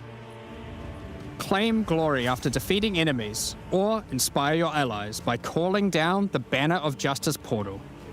Oh, The Sphinx Mystic hideout decoration will identify items for you, displaying them as it does so. This ancient creature has been presented with many items over the eons, so has some strong leher. expressions to make on the quality of your wares. Become a true warrior, worthy of delivering the justice of the eternal gods with the Apostle of Justice armor set. This armor set also comes with a matching back attachment containing a set of scales to measure your worth. With the Apostle of Justice finisher effect equipped, the Goddess of Justice herself will appear to decide on a verdict for juga slain efeknya. unique enemies. iya tiap ngebunuh. Witness as she decides the fate of your slain foes. Will they ascend to be amongst the gods or be banished to the underworld? The Griffin fledgling pet will be a courageous companion as you journey throughout Rayclast. Take your place in the skies in the Plateau of the Gods hideout. This hideout comes with many different sections for setting up your home or base of operations. In order to travel between them, you Hideout ini. simply just need to walk off the edge. Anjing. Like a true eternal god, you can float between the mountains on the clouds themselves. Cakep banget tuh. 900 The poin ya. Trathan Executioner pack series also contains 6 exclusive microtransactions. The Apa itu? Trathan Executioner finisher effect is a brutal display of Trathan might, crushing slain unique enemies as if they were bugs beneath your heel. Serangga. As a Trathan Executioner, you're the perfect master for the ever-hungry carrion raptor pet.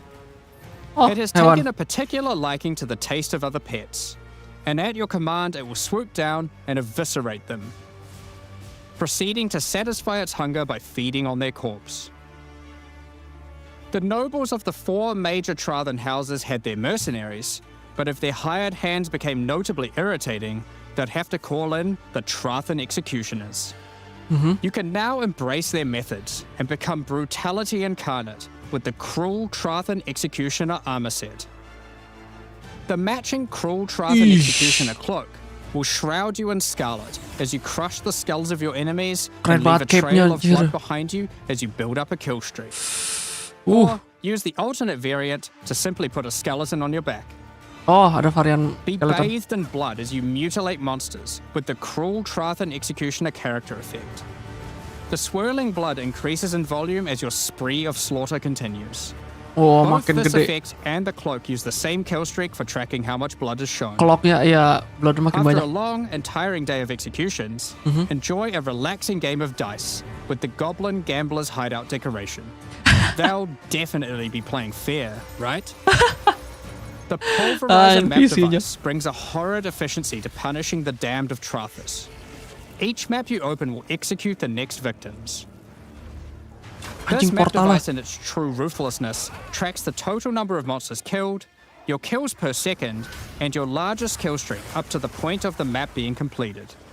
This is then displayed on a leaderboard so you can take a measure of you and your friends' violence at the end of each map. Oh. Additionally, any microtransactions from the supporter packs will be made available for use in Path of Exile 1. Oh. Trade system? Oke. Gue suka nih updatean barunya nih. Hi. Gue tertarik sama ini nih. Waria. To a new glory skill called Gila Ancestral nih. Cry. Ancestral Cry charges up with glory by igniting monsters, invoking King Kaum's favor. Melee, martial weapon, or unarmed.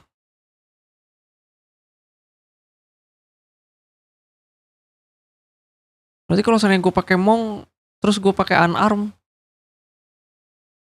gue pakai ini skill ini bisa berarti. After you do, use it to channel Kaum's ancestral power. Every Ooh. attack will be ancestrally boosted with fire. Your very steps will explode, triggering volcanic fissures, and molten balls will erupt from your attacks. Warrior shield skills were another area we wanted to improve. Now that we've got Warrior sprint, nih, we actually don't need to have a cooldown on shield charge. gue tertarik sama warrior.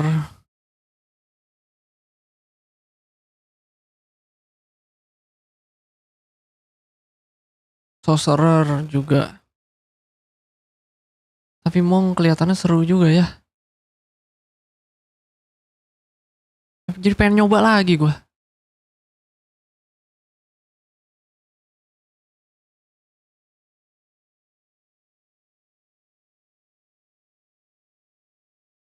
Bentar. Path, effect.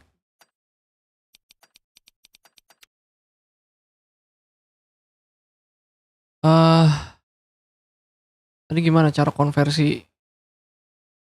Oh, 8 hari lagi dong.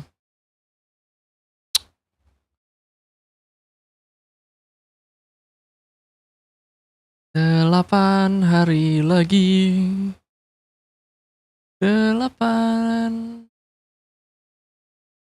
hari lagi.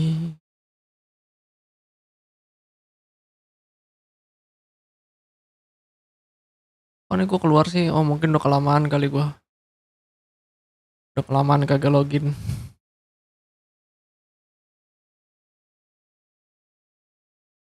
My account. Tadi gimana?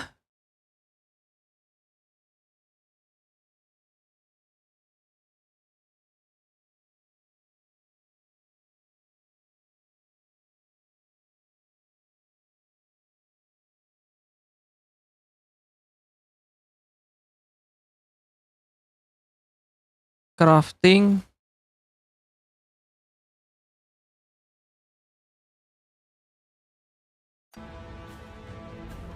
As many people already acquired premium stash tabs for the purpose of the trade system, we wanted to add a way for you to convert your existing tabs.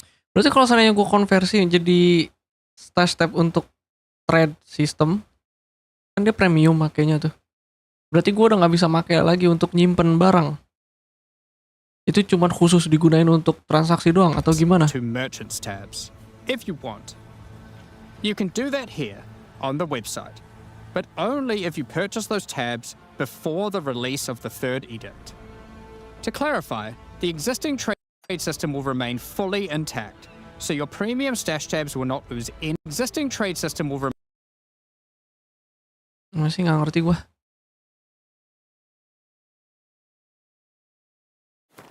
Ini apa nih? Oh, purchase. Enggak. Ini cuma ada remain fully intact. So your premium stash tabs will wanted to add a way for you to Kok dia udah convert langsung your ada sih? existing tabs to merchants tabs. Kok nggak ada pilihannya If cuma you want. overview dong. You can do that here on the website, but only if you purchase those tabs before the release of the third edict. Current tab allocation tuh.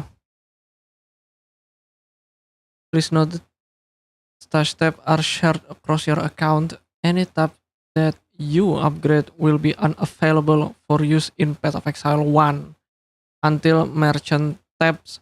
Oh. Ya kalau gue main Path of Exile 1, jadi nanti premium stash tabnya itu nggak akan bisa dipakai nanti di Path of Exile 1 karena POE 1 itu belum ada merchant tabs-nya. Fitur trade ini dia belum ada. Jadi kalau seandainya ini udah di upgrade to merchant tab, ini cuman khusus bisa digunain di POE 2 doang. Nih alokasi tabnya ini yang kita punya nih. Ini kalau seandainya dipindahin, ini nggak bakal bisa digunain di POE 1 nanti. Jadi cuma bisa dipakai POE 2 doang. To clarify, the existing Sampai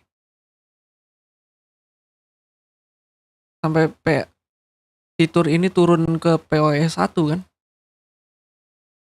Will be unavailable for use in POE 1 until merchant tabs are made available there. Oh, ya nanti juga turun juga sih ke POE 1 berarti fitur ini. Cuman untuk sementara berarti nggak akan bisa digunain. Jadi kalau untuk yang pemain POE 1 juga, main POE 2 juga, ini hati-hati nih premium star step-nya. Kalau ntar waktu pas udah dipindah, Functionality. fungsinya itu cuma bisa digunain di POE 2 doang. We just figured people might want to switch over to this new system. We expect a lot of feedback around this new system. Oke. Oh, ini karakter gua nih kemarin. Down of the Hunt.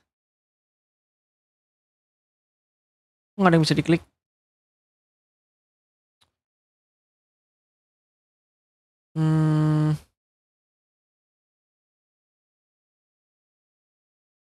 Ini berarti dia free-nya itu sampai berapa tadi? Berapa hari dia bilang? Kayaknya bisa nih gue ajak temen gue nih. Ada yang mau tertarik nggak ya? Dia free-nya itu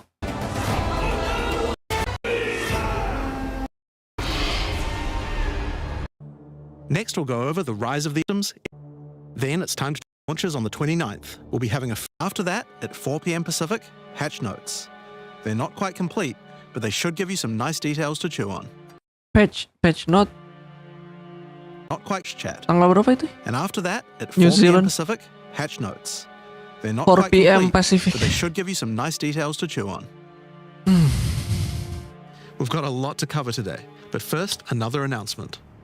When the third edict launches on the 29th, we'll be Tanggal 29 Agustus. having a free weekend for Path of Exile 2. Free weekend, oke. That's Start dari tanggal 29 sampai dengan nggak 1 bulan deh, Agustus September. Iya, cuman 3 hari doang free ya.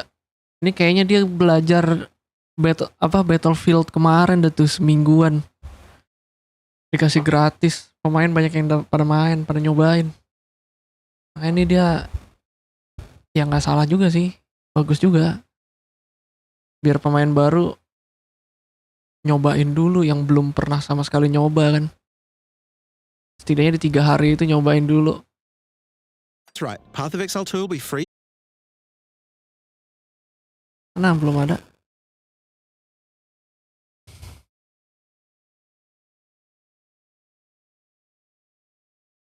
Available pack. Yang early access kemarin. Berarti yang baru 2 nih ya. Justice Series atau Ratan Executioner. Oh, ini bagus juga sih. Ratan Executioner.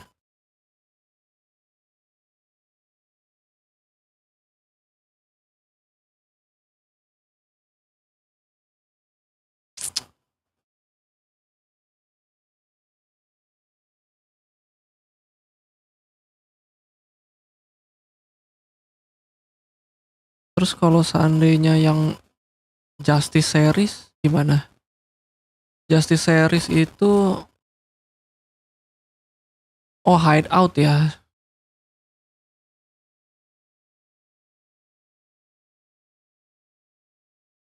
Iya. Ya hideout. You can upgrade from one of the supporter packs to another in the same series by clicking upgrade. Oh ya, jadi misalkan gue pertama beli ini, terus seandainya gue mau beli ini, gue nggak perlu beli full 60 karena sebelumnya udah beli 30. Jadi untuk kesini ke 60 ya tinggal nambah 30-nya lagi. Jadi nggak perlu beli full 60. Iya.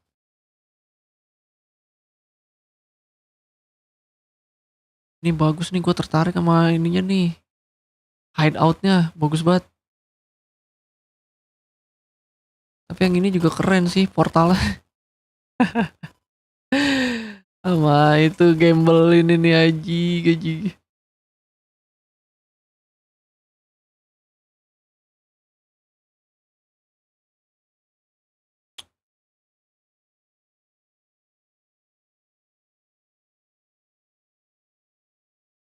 Build-nya.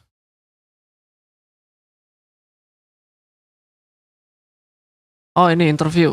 So Coba deh. 0.3.0 is finally releasing, and it's seeing the introduction of Act 4. So can we get just a very quick breakdown of what can we expect in Act 4?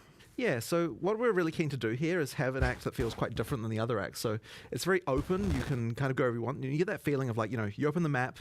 I could go anywhere. Every island is available for you to choose right from the beginning. And so, you know, you pick one and you sail off in the sunset and have that sort of feeling of exploration. And it's really something, as I said, it's quite different than something else that you've had in POE. It's nice. You know, it's nice to have that feeling sometimes.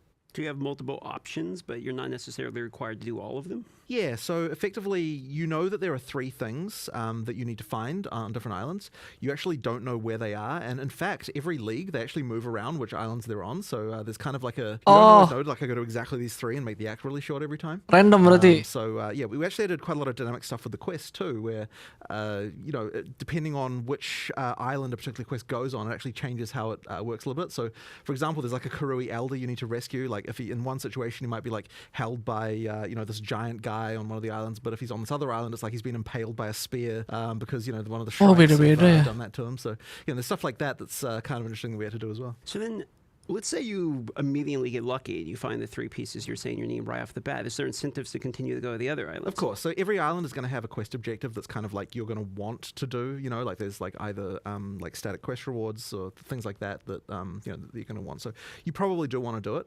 But yeah, I just wanted to make sure that every time you play a new league, you just get that feeling of exploration Aku again. pengen cepet. That's what we want to do. Tanggal 29 Well, anjing. that's going to beg the obvious question of what happens after Act 4? Are we going into, you know, Cruel, Act 5, 6? What's so, Yeah. definitely 5 sama 6 kan belum keluar. 0 to 0 and everything, we knew that removing crawl is just like a hugely important thing. Like obviously we never really wanted crawl to exist, right? Like in an ideal world we would have just had all the acts and that would have been the campaign and everything like that. Tapi campaign akan bosen soal repetition, pengulangan terlalu banyak. 1 2 3 terus balik lagi 1 2 3 lagi. Like, okay, well, what if we pulled effectively like, you know, in POE 1 where we had the like, you know, when we released Act 5 and like, oh yeah, and then there's 5 more acts after that as well.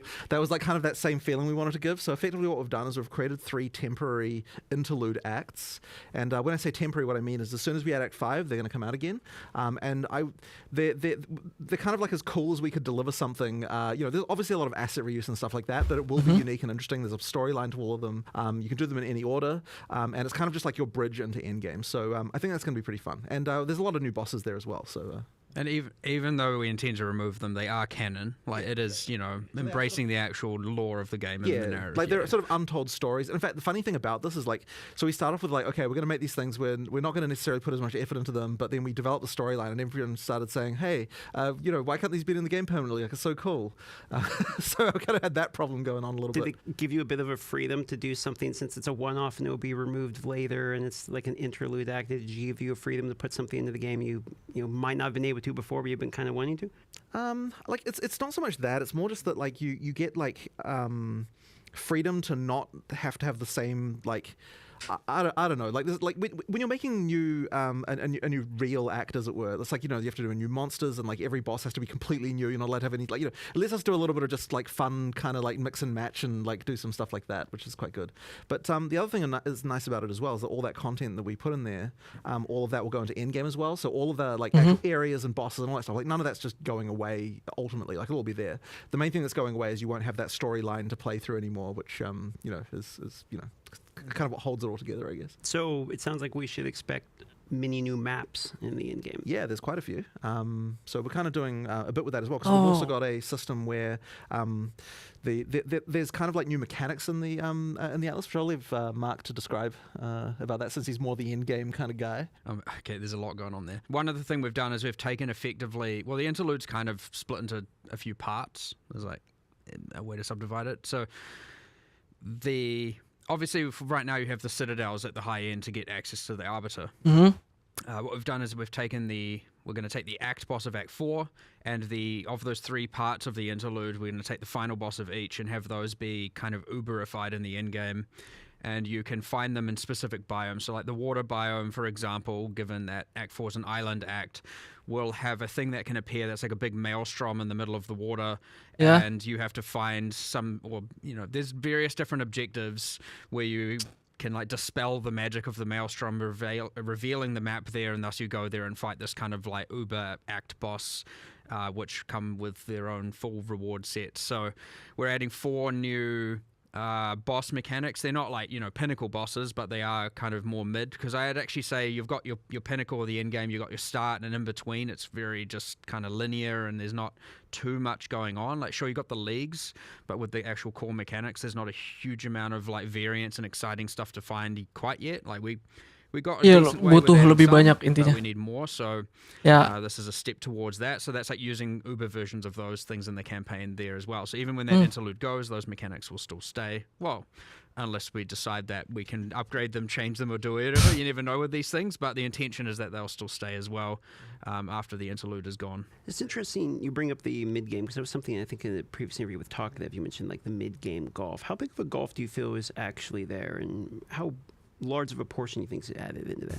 I would say mostly what is missing there is actually a sense of direction. I think when we're talking to a lot of players, they're like, I get to maps and I don't really, I lost my goals. I've lost my sense of direction of where to go. And so honestly, one thing that we would love to add, I would in particular have been very, very keen for, and we'll get to it certainly later, not sure exactly when, is adding a lot more storylines built into each of these. Like, I would even love for Breach to have a storyline, Ritual to have a storyline, all of these in endgame, where it's like, you do this, I mean, just random example, we were like, okay, you've got currently the Realm Gate. I wanted the Realm Gate to be a place you actually initially go to, and it turns out it was Doriani experimenting with interdimensional and revealed the breach and unleashed the breach on the world, and turns out it was his fault the whole time.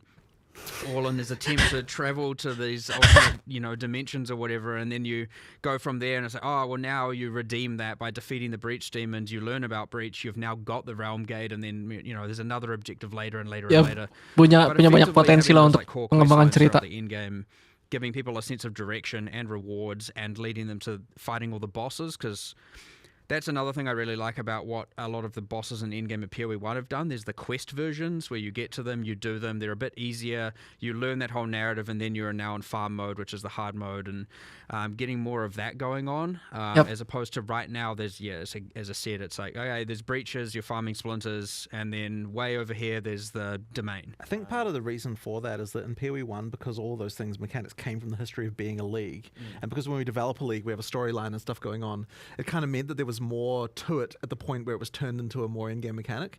And so by nature of the fact that these POE 2 ones were kind of made for endgame without having that kind of storyline element of it, it kind of meant they missed out on that. So it's definitely a hole that we need to fill, of like making sure that all that stuff's back in there. But that's kind of one of the things with going with the new league that we're making, where because it is being made like as a proper actual league all the way through, there's like storyline stuff going on, there's like different areas, there's like more boss things going on, there's like more mechanics. Like, I think that one, when it does turn into an endgame only thing later on, we'll definitely not have that problem. And then ideally, when we do that, we can also fix some of the stuff with the other ones. Because I would definitely say that the League in Zero Zero is much better at this. So how did you settle on the league mechanic you did, Abyss? Why Abyss? I mean, the easy ada banyak answer habis. there is actually, Kenapa might harus seem habis? underwhelming, is simply because it was easy artistically. We are working on a campaign at the same time, and so we had to pick something what can we reuse, what can we do more on the materials and texture sides of things, as opposed to fully reanimating monsters from scratch and all of that. So there are stuff that's new, but I mean, Abyss comes with 30 to 35 monsters, give or take, which for a league, given POE 1 historically, obviously there are some that have more and others that have barely come with 10 sometimes. It's got 4 new boss fights. Kenapa nggak Legion aja? There's like It's multiple got areas. an NPC, if you'd call it Terus that, Legion. just to be ominous. The weird creepy guy. Yang diambil. It's got Yang bagus ya narrative, it's got Abyss. lore, it's got Abyss juga multiple bagus juga sih areas, like Abyss. several. It's got like your kind of hub. It's got a area you're finding occasionally more reflective of the abyssal depths kind of thing. So every so often you're finding that. It's got yet another more end-game area and all that. So it's like, it's way more built, but when you actually look at it, and you wouldn't know, lots and lots of material, reskin, kit bashing, reuse and all that, and it was just easy for us to go, Jangan okay, while metamorph we're working aja. on this campaign, which gets lots of new art. Gue kesel lots of dengan things on metamorph. the side that isn't going to tax our Nyari artists, bagian but we badan can more rely on our game kepalanya, designers and terus more nyari materials bagian and texture badan, side. bagian kaki. Wah itu Mechanically, itu also a nyebelin lot sih. better than I think the original league that we were basing Oh, on as hell well, yeah. because like we don't no longer have the backtracking issues. It's just kind of a lot better there. Bagus I lah think mereka it's also ambil gonna be Abyss. mechanically better Abyss. as well. Plus, like, you know what? And the thing that I love as well is that we're getting a lot more of those overlapping axes of things that can happen. So you've got the situation where, you know, it interacts with the wisps or interacts with exiles. Like the exile one's really cool, where like exile dies and turns the Lichborn exile near it and that kind of thing. Like, that stuff's really, really cool. Yeah, so to elaborate on that, it is the if you were to have a exile near monsters near abysses are now affected by those abysses, because to get to that, well, they're open by default. They don't like if you're not following a crack with a pit for crack to pit, so they're open. So your goal, which makes more sense, I would say, is to close it to stop monsters getting out, as opposed to, you open it and then you're now responsible for closing the thing you just opened, and you kind of feel like both the villain and the hero, I guess. Now, it kind of makes sense either way, but either way, if an exile spawns near it, it's being affected by it too. And if you then kill that exile, it gets immediately revived, much like most of the monsters, and the whole thing of Abyss is all this undead bringing everything. Like, its core theme is necromancy and bringing undead back to life constantly. And so, yes, the exile will be reborn as a Lichborn, as we've called it, and their name gets modified, and their entire armor set gets changed, and they now are completely visually different, and they get a bunch of what we're calling abyssal modifiers, so they're just harder and more rewarding.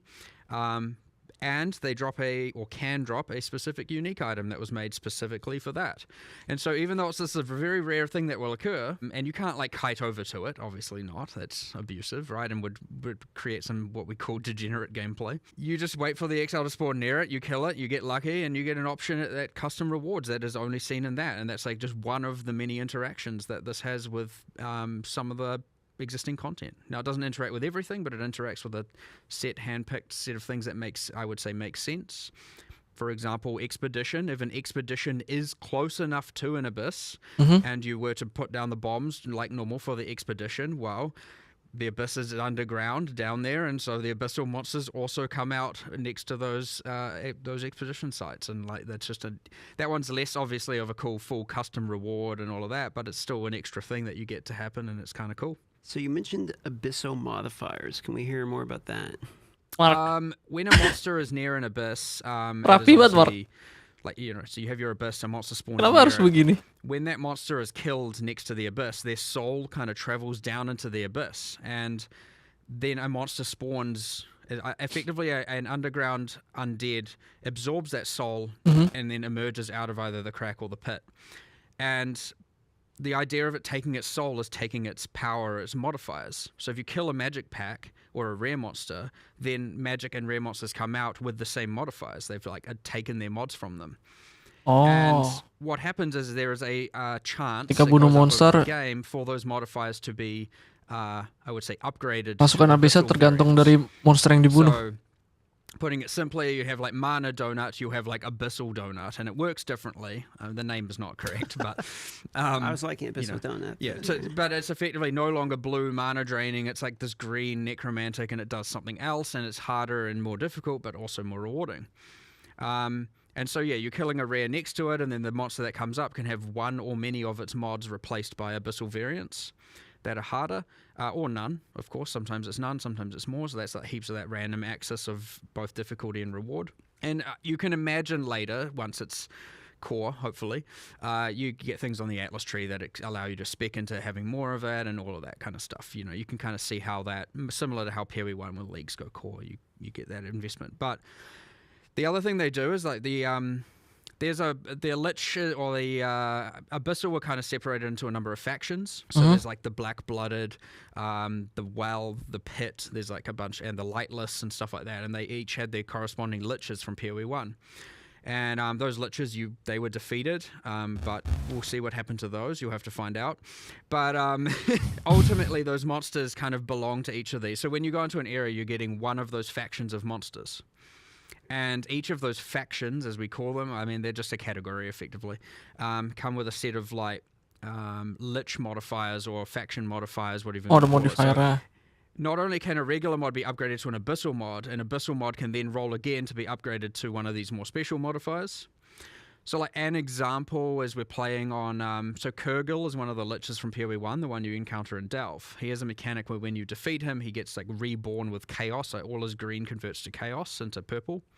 And he's got like a second phase. So we're doing things where like one of his modifiers that is associated to his faction is that mod, now they can upgrade to that, and it's called like Kurgil's Final Gasp. And so when you get the monster to low life, it can like be reborn with purple powers instead of the green powers, and doing a bunch of chaos damage, and again even more rewards. So you kind of got this like multiple layers of modifiers going on here, where they can get either none or up to some number of abyssal modifiers, and then up to one or multiple faction modifiers, abyssal faction modifiers, lich modifiers maybe. You know, we need to give them a proper name yet. And each of those, as they get harder and harder, you get more and more difficulty, more and more rewards. So kind of a lot going on there just within this like little mod system.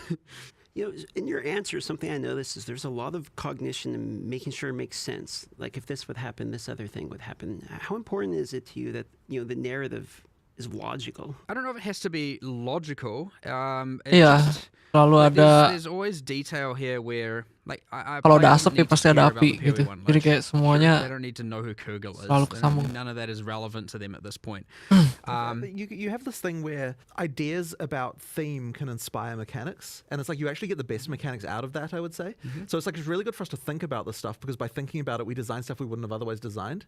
And so that's why I think that there's a lot of that kind of goes on. And so like when you're pitching it to someone also, like it really helps with an understanding. Like if you just tell someone, oh, you know, like there's some, like when you do this, it adds like, you know, 23% damage. Obviously that's not exciting anyone, right? So like it's really about the, like, what is the story behind the reason they have plus 23% damage. And that's kind of like the way that you actually make it exciting, I guess. It helps players fulfill fantasies, and I think that is a very important thing. Like you are playing a fantasy game, you are playing a role-playing game, and there are other people playing a spreadsheet, and there's everything in between.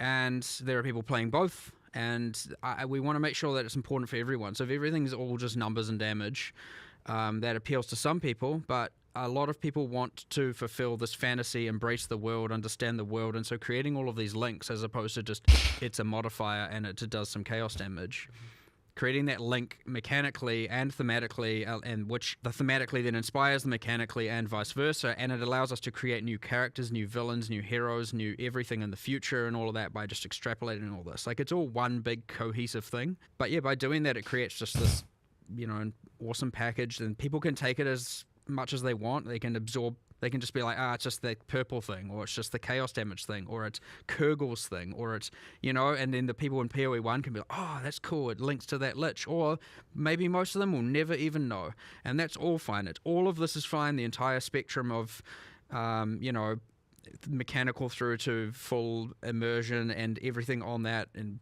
100% fine.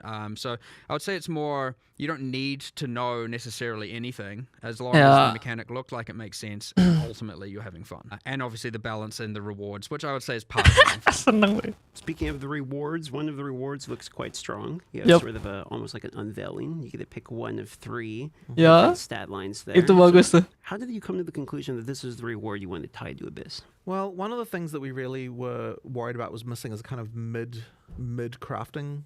Like there's kind of like there's some options for like pertengahan. really high end crafting, and then there's quite a lot of like low end crafting type things that people would use like as the leveling and so on. But it was kind of that mid option, and so I think veiled, Itu bagus sort sih. of veiled type system does work pretty well for that. And like, you know, there's also just a lot of mechanics that we do want to eventually do that we've done in POE 1 before that, you know, we want to get to. It's just a question of introducing them in the right place, making sure they sort of fit into the POE 2 crafting systems. So I mean, you know, like a lot of people will kind of say, oh, you know, POE 1 has like, you know, better crafting than POE 2 has. This kind of stuff often comes up. I do think that a lot of that is just literally we haven't had time to kind of get all of that stuff in. So yeah, veiled mods are just one of those things that I think fills that real good mid-tier role that we can do. But I mean, it goes further than that as well. It's about the mid-game crafting. So it's that you've got your more RNG based transmutation through to exalts, etc., that you're doing. And then you've got the very top end where the most determinism gets involved, but the most costly gets very expensive. And that will still, you know, each of these systems will get iterated on. I mean, we are iterating on even the initial part of it, which maybe we can talk about after. But that mid bit where there's a little bit of determinism and decent power and a little bit of control, but it's nothing like super outrageous. The cost's not too high. Is exactly where we want to aim for a few more. So we're even pitching and adjusting essences to fit in that role better as well. So ideally, say you're doing your whole transmute, exalt, etc., and then over here you've got your like essences, you've got your now abyssal modifiers, and then at the top you've got all kinds of other more specific things. Well, I mean, now what you've got, of course, is the higher tier exalts and stuff like that as well, which will kind of be more of an in-game thing. Which, once again, you're trading cost for determinism. You know, like those exalts are going to be very rare, but then on the other hand, you're going to make sure that you're getting high tier mods. So the way they work effectively is they just guarantee that the mod is above level X, but they're relatively, you know, like I can't remember what the actual number is. It'll be like, but they're high, right? Like for exalts, I think it was like above level, like it was like 50 something like that. I think. Something along those lines. Yeah, I can't remember the exact number, but it's effectively you're going to get your T1 to T3 modifier bracket. And right, like exactly. Nothing lower, nothing worse than that. Exactly. Kind of thing. So Iya, bikin kayak begitu itu juga komplainan gue gila banget kemarin. Just like not quite at the very top, but just before the top kind of area as part of the crafting system as well. And so ideally, after we're done here, it's like item level tinggi tapi masih bisa dapat tier rendah anjing. To the most deterministic, kind of all the way through, like with a nice sort of bridge. T8, T10, idih, amit. Sebel gue liat tuh. Where are you trying to get these to be? So that's going to depend. Bagus loh kalau di cap gitu. Tier 3, tier 2, tier 1. Nggak mungkin di bawah dapat tier 3 gitu. Omena bagus. Tapi itu pasti bakal mahal sih tuh. Untuk dapetin omen itu. That you would get. So that one won't be too bad. For the exalts, though, those are going to be pretty damn rare. Like I think that they might be a bit rarer than divines. You know, like you know, fairly up there, but it's going to kind of depend. We actually do need to crunch some numbers and work out like, well, how valuable actually is this? Like, where do we need to actually pitch this at? We did like a kind of initial pass of getting it sort of somewhere, but that's more by eye. So now we're going to have to go and like run the simulations, like look at the things to actually see what's going on there. But I definitely, you know, don't expect to be getting the highest tier exalts very often. Like those are going to be, you know, pretty rare. How about the essences? Are you trying to get those to do that mid-game crafting? So the thing that we noticed with the essences is I was saying to myself, why do I never use an essence myself? Like, why am I just not using them? I get them in the early game and I just don't end up using them. We had to do something about that. And there's always been this thing as well with the early game of not... like people feel like they don't get enough regals, which I do agree with, but we couldn't really necessarily give out too many more of those without affecting the end game too much. So the nice thing with the essences now is they come with a specific mod, and that's the mod you can see. And because there is tearing of essences, it means that the in the earlier game, effectively every essence you get is now a regal, which means that the regal drop rate is effectively increased because you've got that effect of upgrading to a rare. But you've also got a specific mod, and it's like not too powerful at the end game, so you're really encouraged to use it early as well. Like there's no point saving these essences till later because then the mods won't really be valuable either. So I think it really does do that kind of like earlier game kind of like you know, like it's valuable there, it makes sense there, you're getting the feeling of upgrading to rares more often. Like I think it does a lot to sort of help that that part of the game. Now, in terms of later game, we have, you know, basically superior quality coming to the game and the rarer extra sockets. So why decide to bring superior back, and in particular the extra sockets? Well, we wanted to just make sure that there's enough chase things that are interesting at the really, really late game, right? Like, there are some people who would argue that the game begins at, you know, like 79 tier, you know what I mean? Like, sorry, the like level 79 of mapping.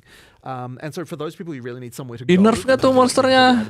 Activity 1 sama 2. You can do that sort of stuff. So, Activity 1 itu nggak harus keras loh, nggak perlu harus sakit banget.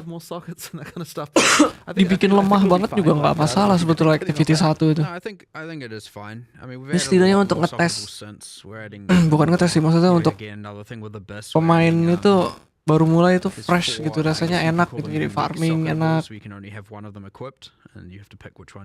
Nah, Activity 2 bisa lah sedikit turunin dikit damage-nya gitu. Jangan, yang jelas sih jangan kayak kemarin juga sih. But yeah, I mean, we're only going to continue to add more. There'll be just more pressure there, more interesting crafting, and So like, obviously when you get to end game, you get a lot of new socketables that you haven't seen before. You start to use those, and now you're like, okay, how do I take my gear further? Okay, I want the quality or the extra quality or the extra socket. Depending on the slot, you might have different answers. And corrupting those is going to be a bit of a thing. To get another Yeah, socket then you is going want to to be a bit of a corrupt thing. those, Yeah, and yep. you know, just more and more of those layers. You know, it is ultimately adding power, but it's also adding a lot more interest to the drops, a lot more excitement to the drops. And it really just it will have the feeling of expanding what can be crafted in the game, which I think is good because like PoE 2's crafting is very additive for the most part, so that means that you need enough things to add that you can add to sort of get that same feeling of being able to craft an item from scratch. Yeah, In order to nggak bisa like nambahin yang gua mau. get to the feeling where it feels as open as PoE 1, but without falling into some of the traps that you have in PoE 1. I do think that you need to have enough of those additive layers that you can actually do some interesting stuff with it. So comparing to PoE 1, how have you had to adjust the quantity of these drops you're going to be receiving? Because, for instance, in PoE 1, you have things like splitting or scour orbs, for instance. So when you get a base item, the base item is quite important, but, you know, you have opportunity to have it maxed out. In PoE 2, let's say you miss the slams, the item doesn't complete. Mm-hmm. Are you having more quantity of these rarer types of items in PoE 2? Well, I think that the solution to this problem is so if you're doing base types, is that kind Yeah, of yeah, what you're the bases. so I actually agree that this is a little bit of a problem, and we're actually starting to think about whether or not PoE 1 masih bisa dibalikin lagi. sort of an internal term. PoE 2 gimana? How item drop system works. Some of those Gagal should start buang. to introduce wide items, but sort of guaranteeing that they're high tier ones as well. Like I think that there might be a slight lack of white items in the higher tiers, but the other thing as well is that the other way we're solving that problem is by effectively adding more determinism at a cost, right? Because if you know that that your Exalt Slam is going to at least guarantee a mod above a certain level, like the chance that you're going to get something that's actually good is much higher. So that means that you're not going to need to burn through as many white items. So I think that's kind of another way to sort of approach fixing that too. Reducing determinism as you get to the higher tiers of crafting is one of those things that will mean more people actually want to engage with it too. So yeah, I think you kind of end up helping in a few fronts by doing that kind of system. So let's change gears for a moment here and let's talk about the support gem change. Mm-hmm. You guys are going to many tiers of support gems. What was the thought process there? Well, so we definitely had... Okay, so from the moment that we did the whole Limit 1 support gem per character thing, we knew that there was going to be some repercussions of that. But the thing that we didn't want is just you to put like every single skill is just the same set of supports, right? That Support was skill ya itu lagi. so that it was any other way. Mana yang jadi So skill we really utama reckoned gue, like, how can skill we- itu at ya the udah same time, supportnya you itu can aja actually work, if you're terus. going to play like a poison build or something like that, you kind of need that poison stacking support on multiple skills. Pilihan. Like if you're going to have combos with multiple skills being involved, you do need to have it so that you can kind of support some of those things in some of the same ways in certain cases, right? So we're Yeah. kind of like, okay, like one thing we were thinking about is, do we have it so that you can have like different limits on every support? Like there was stuff like that we were kind of thinking about, but it just didn't. Biar skill utama sama secondary-nya itu punya And then we kekuatan came yang to the idea, sama okay, gitu. what if there Jadi were ada sinerginya. multiple levels for each support? Jadi But player there jangan are the same number of levels for each one, so we can effectively control the limit. Jangan of how fokus many di satu times you skill can use the doang. mechanic by saying like how many levels of that support exist. Aha. But at the same time, you're also going to get the nice feeling of, even if you do use one of them, you're upgrading the one that you've got. Like you're getting the higher tiers. You know, like you kind of get that feeling of advancement through the game as well. So that kind of solved two birds with one stone, I would say, especially because with the only 3 tiers of supports that we have in PoE2 right now, there actually was kind of this like mid-game, like by mid-game I mean middle of campaign, kind of like level 40-ish like dip in like the feeling of advancement. Like you didn't have that like the advancement feeling like around level 40-ish, I would say, like for going towards maps. Like there's just kind of a big gulf there. And so we're also going some of the way to kind of improving that feeling as well, that there's more there that's actually going to advance your character. So it's kind of trying to solve like all of these problems at the same time. But I would say the new support system really does help with that. But the other nice thing it gave us an opportunity to do is I'm not sure what name we're going to finally go with, but we're currently calling them lineage supports. Like these supports that you have that are drop only, they're kind of treated like uniques. They kind of come from specific bosses in some cases. They're kind of like, they drop like uniques in the way that they're, you know, some of them are rarer than others and that kind of stuff. And those aren't uncuts, by the way. Those aren't uncut, so they're drop only, right? Yeah. So effectively, you know, if you want a specific one, like you might have to farm a specific boss, you might have to, trade for it in some cases, things like that, you know, relatively rare, that kind of stuff. Having those as kind of like pinnacle power that you can use to complete your character by sort of adding like a few extra things was also like a really attractive thing to be able to do with this as well. So I just think there wasn't enough to the support gem game before, and so adding the stuff I think should improve that a lot. You say pinnacle power. How much power is pinnacle power? How much stronger are these gems? That I guess probably remains to be seen. Like at the time of this interview, we're still like relatively early in like the actual like part where we like measure the like where that goes A to. way but to it's think of certainly it gonna is be- similar to like unique Berapa items. kuat? You're going to have ones that are more build enabling, build Yeah. changing, and you're going to have all the way through to the ones that are just like spike power. I mean, some of them can be incredibly rare, like uniques are, and like and that's definitely good. Like that will be a thing that you definitely have, like the real chase ones, and some of them will be more common. You can just like you can build around it, but it's kind of an end, towards the end of end game. Sorry, the beginning of what some people would say is the start of endgame, which is 79 tier sort of. So they're not always just linear upgrades to the previous No, tier. no, They're no, no. fundamental They'll changes. often I mean, have stats. They'll be pretty more out there. Yeah. You know, it'll be something called Lionize something, and it's like, the lineage being Lionize lineage, and it's themed around something either accuracy or like long distance and more around that, as opposed to, and sure, you might see it as a, something in the sequence to one of the existing accuracy or like, far shot like ones. But I can't remember the names of them. Yeah. Which is a different problem altogether. So you might see it as the next in line for that, but I mean, you can also just use both in most cases, depending on what they give. So we have a new way to restrict how they are used together in some cases, because what is allowed us to do is to make sure so that you can't just go hit 5 different multi-prod supports. Because you, for example, will have multiple projectiles tier 4, and you obviously can't use that with multiple projectiles 3 on the same skill, but you can use those on different skills. So that's great. So now your lightning arrow and your lightning rod, for example, one of the most obvious ranger cases, Yep. both can get additional projectiles. Perfect. But then you have, the spiral volley support. Well, what does that do? It's like, well, it fires some higher number of projectiles in a volley around, like the spiral volley skill currently offered to ranger. Allowing that to stack with multiple projectiles would not be great. So effectively, what we can do is put them in the same category together. So one skill can't both have spiral volley and multiple projectiles, and that way we can kind of allow to sort of restrict that way. So that's kind of how we can control a few cases like this. So in some cases, we've got a couple of different supports that might be in the same category, but we're generally trying to be like pretty open with what we allow. But yeah, there's the nice thing is like previously, if we were like, okay, we want to add a new way to like multiply projectiles, we would have to like look at it and be like, what could it add to with all these other things? Sure. Again, kind of that might actually prevent adding something like that. Now with the category system, we can say, okay, here's a new way to do this thing. We can lock it out with a few other things so that you don't have to worry about that stacking case. And we've got a little bit more control over that. So it's And kind of a nice balance. When we do the lineage one, if we were to say, not that it is, that there's a Lionize one that's called Block Out the Sun, and it's like got a Roman archer theming going on, we at least now know it can't just stack additively or multiplicatively with spiral volley and do some outrageously thing that's going to crash all the servers. So we actually get to open up our ceiling of what each support now can do as well. And I in a actually kinda think crazy this is way. going to be one of the things that's going to improve build diversity the most in 030. Like, I think this is probably, of all the changes, so we're making a bunch of changes to skills, obviously, but I actually think it's the support change that'll be the larger change, because it allows, like, there are currently a lot of combos that can't scale because you can't support enough of the stuff in the build, and being able to do that now will definitely be a thing, so it should really open up what can happen. Did this require to do a pretty wide scale sweep of balance? Yeah, absolutely. It still requires that. There's a lot more balance happening. That's why it's actually a little bit hard to talk about the specifics of what they're doing, because they're probably all going to change over the next short while. And I mean, this is going to be another balance nightmare we're just walking straight into. So no doubt there's going to be broken shit.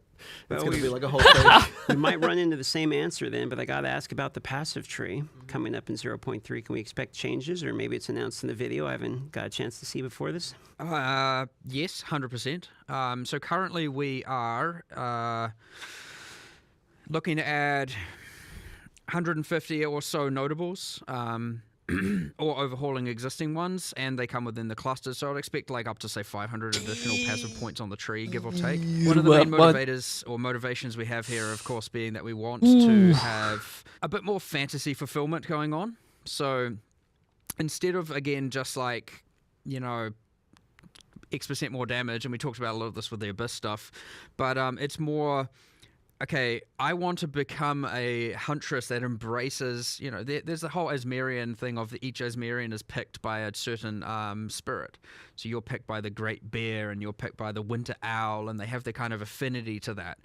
And so I was like, well, let's add 10 notables in the Ranger Huntress section that are each representing one of these different things. It's just like, what does it mean to become to embrace a huntress that is embraced by and embraces the Great Bear? I'm like, okay, well, so now it's like, I've got a little bit of beer going on. What does that mean? And so obviously you get a little bit of life and a little bit of these other things that are like, okay, a bit more bear aligned, or you're durable, or there's regen and that kind of stuff. And it's like, well, the owl has like mobility, but also has cold damage. And so you're getting these kind of hybridizations of stats that normally would be very separate, while also going, okay, I want my character to fulfill this kind of, I want to build it this way by embracing these kind of cultural and immersive things. Now, you can just look at it and go, here's a notable that gives me cold damage and movement speed. Again, you don't have to care about that whole owl thing or any of the sort, right? But it's more about thinking of it that way and seeing what the notables can then give, and then we go back from there and go, okay, now what do the clusters give that fulfills that even further? So what you're actually getting out of it is a lot more notables that I would say are generally pretty powerful, and they are often offensive and defensive hybrids and/or fulfilling more utility roles. And you could see them as a bit more niche, but I'd actually see them as quite often a bit more general and a bit more chase in that regard, and that you're getting like a pretty decent overall improvement to your character. So you'd obviously want to pair this with a lot of the existing stuff, but yeah, I mean, ultimately we're adding 20 or so of these to each section of the each class section of the tree, making sure there's here's the set of witch, occult-oriented ones, sorceress ones, elemental ones, through to monk, for example. Now there's a bunch of notables, each representing a different kind of chakra. So there's like, chakra of the mind. What does that mean? Well, probably there's, all the way... everything intelligence aligned, mana regen aligned, but it could be like trigger skill, meta energy aligned, that kind of stuff. Through to the Asmerian spirit stuff in the kind of Huntress Ranger section. In the mercenary, there's all kinds of stuff. Like there's one called Spray and Pray. There's one called Run and Gun. You can imagine what they're going to do. Yep. And then there's maybe not Run and Gun. We might rename that, but that's my internal name so far. You've got all the warrior ones. You got a bunch of blacksmith-oriented things. Given the warrior's a smith through to, and again, you can already imagine like what is a node that says you're an elite blacksmith. How are you using that blacksmithing skills to either survive or kill stuff? You can derive from there. And then you've got banyak deh pokoknya deh. gods. Like different tribes. So you've Gue got pengen dengerin semua tapi udah terlalu malam ini anjir. pairings of chieftains and Udah terlalu gods. malam. What does it mean to embrace their power? So utilizing this, we're getting a lot more, everything from ailment mitigation to interesting different kinds. Intinya banyak tambahan deh. Terus skill gemnya juga ada banyak pilihannya, yang intinya itu bisa beda-beda lah. Beda-beda skillnya, tapi bisa sharing gitu. Satu support gem bisa digunain dengan aktif skill yang lainnya. Oh, itu bakal broken sih itu. Tapi emang itu serunya begitu sih harusnya. Jadi jangan bikin orang terpaku nanti sama satu support gem. Skill yang paling kuat itu ya udah pakai support gemnya ya itu lagi. Mau skillnya apa aja yang berubah tetap aja support gemnya itu lagi yang dipakai. Jadi mereka nggak mau bikin kayak gitu kayaknya. Jadi pengennya bisa sharing, bisa dipakai di banyak, bisa di sharing gitu loh sama skill aktifnya itu. Oke, kayaknya gue nunggu aja sini. Oke, kayaknya hari ini gue nggak main dulu. Gue cuma mau ngeliat ini aja sih, review POE 2 season 3 ini. Yang nanti, wah GGG juga ada ya. 2 jam. Ya nantilah gue nonton. Kayaknya gue nonton offline aja deh nih. Kalau ini gue mau denger aja sih pendapat mereka paling. Oke, cukup dulu kayaknya untuk sampai di sini. Yang udah mampir nonton, terima kasih. Sampai ketemu lagi besok lagi. Selamat malam, selamat beristirahat. Bye bye.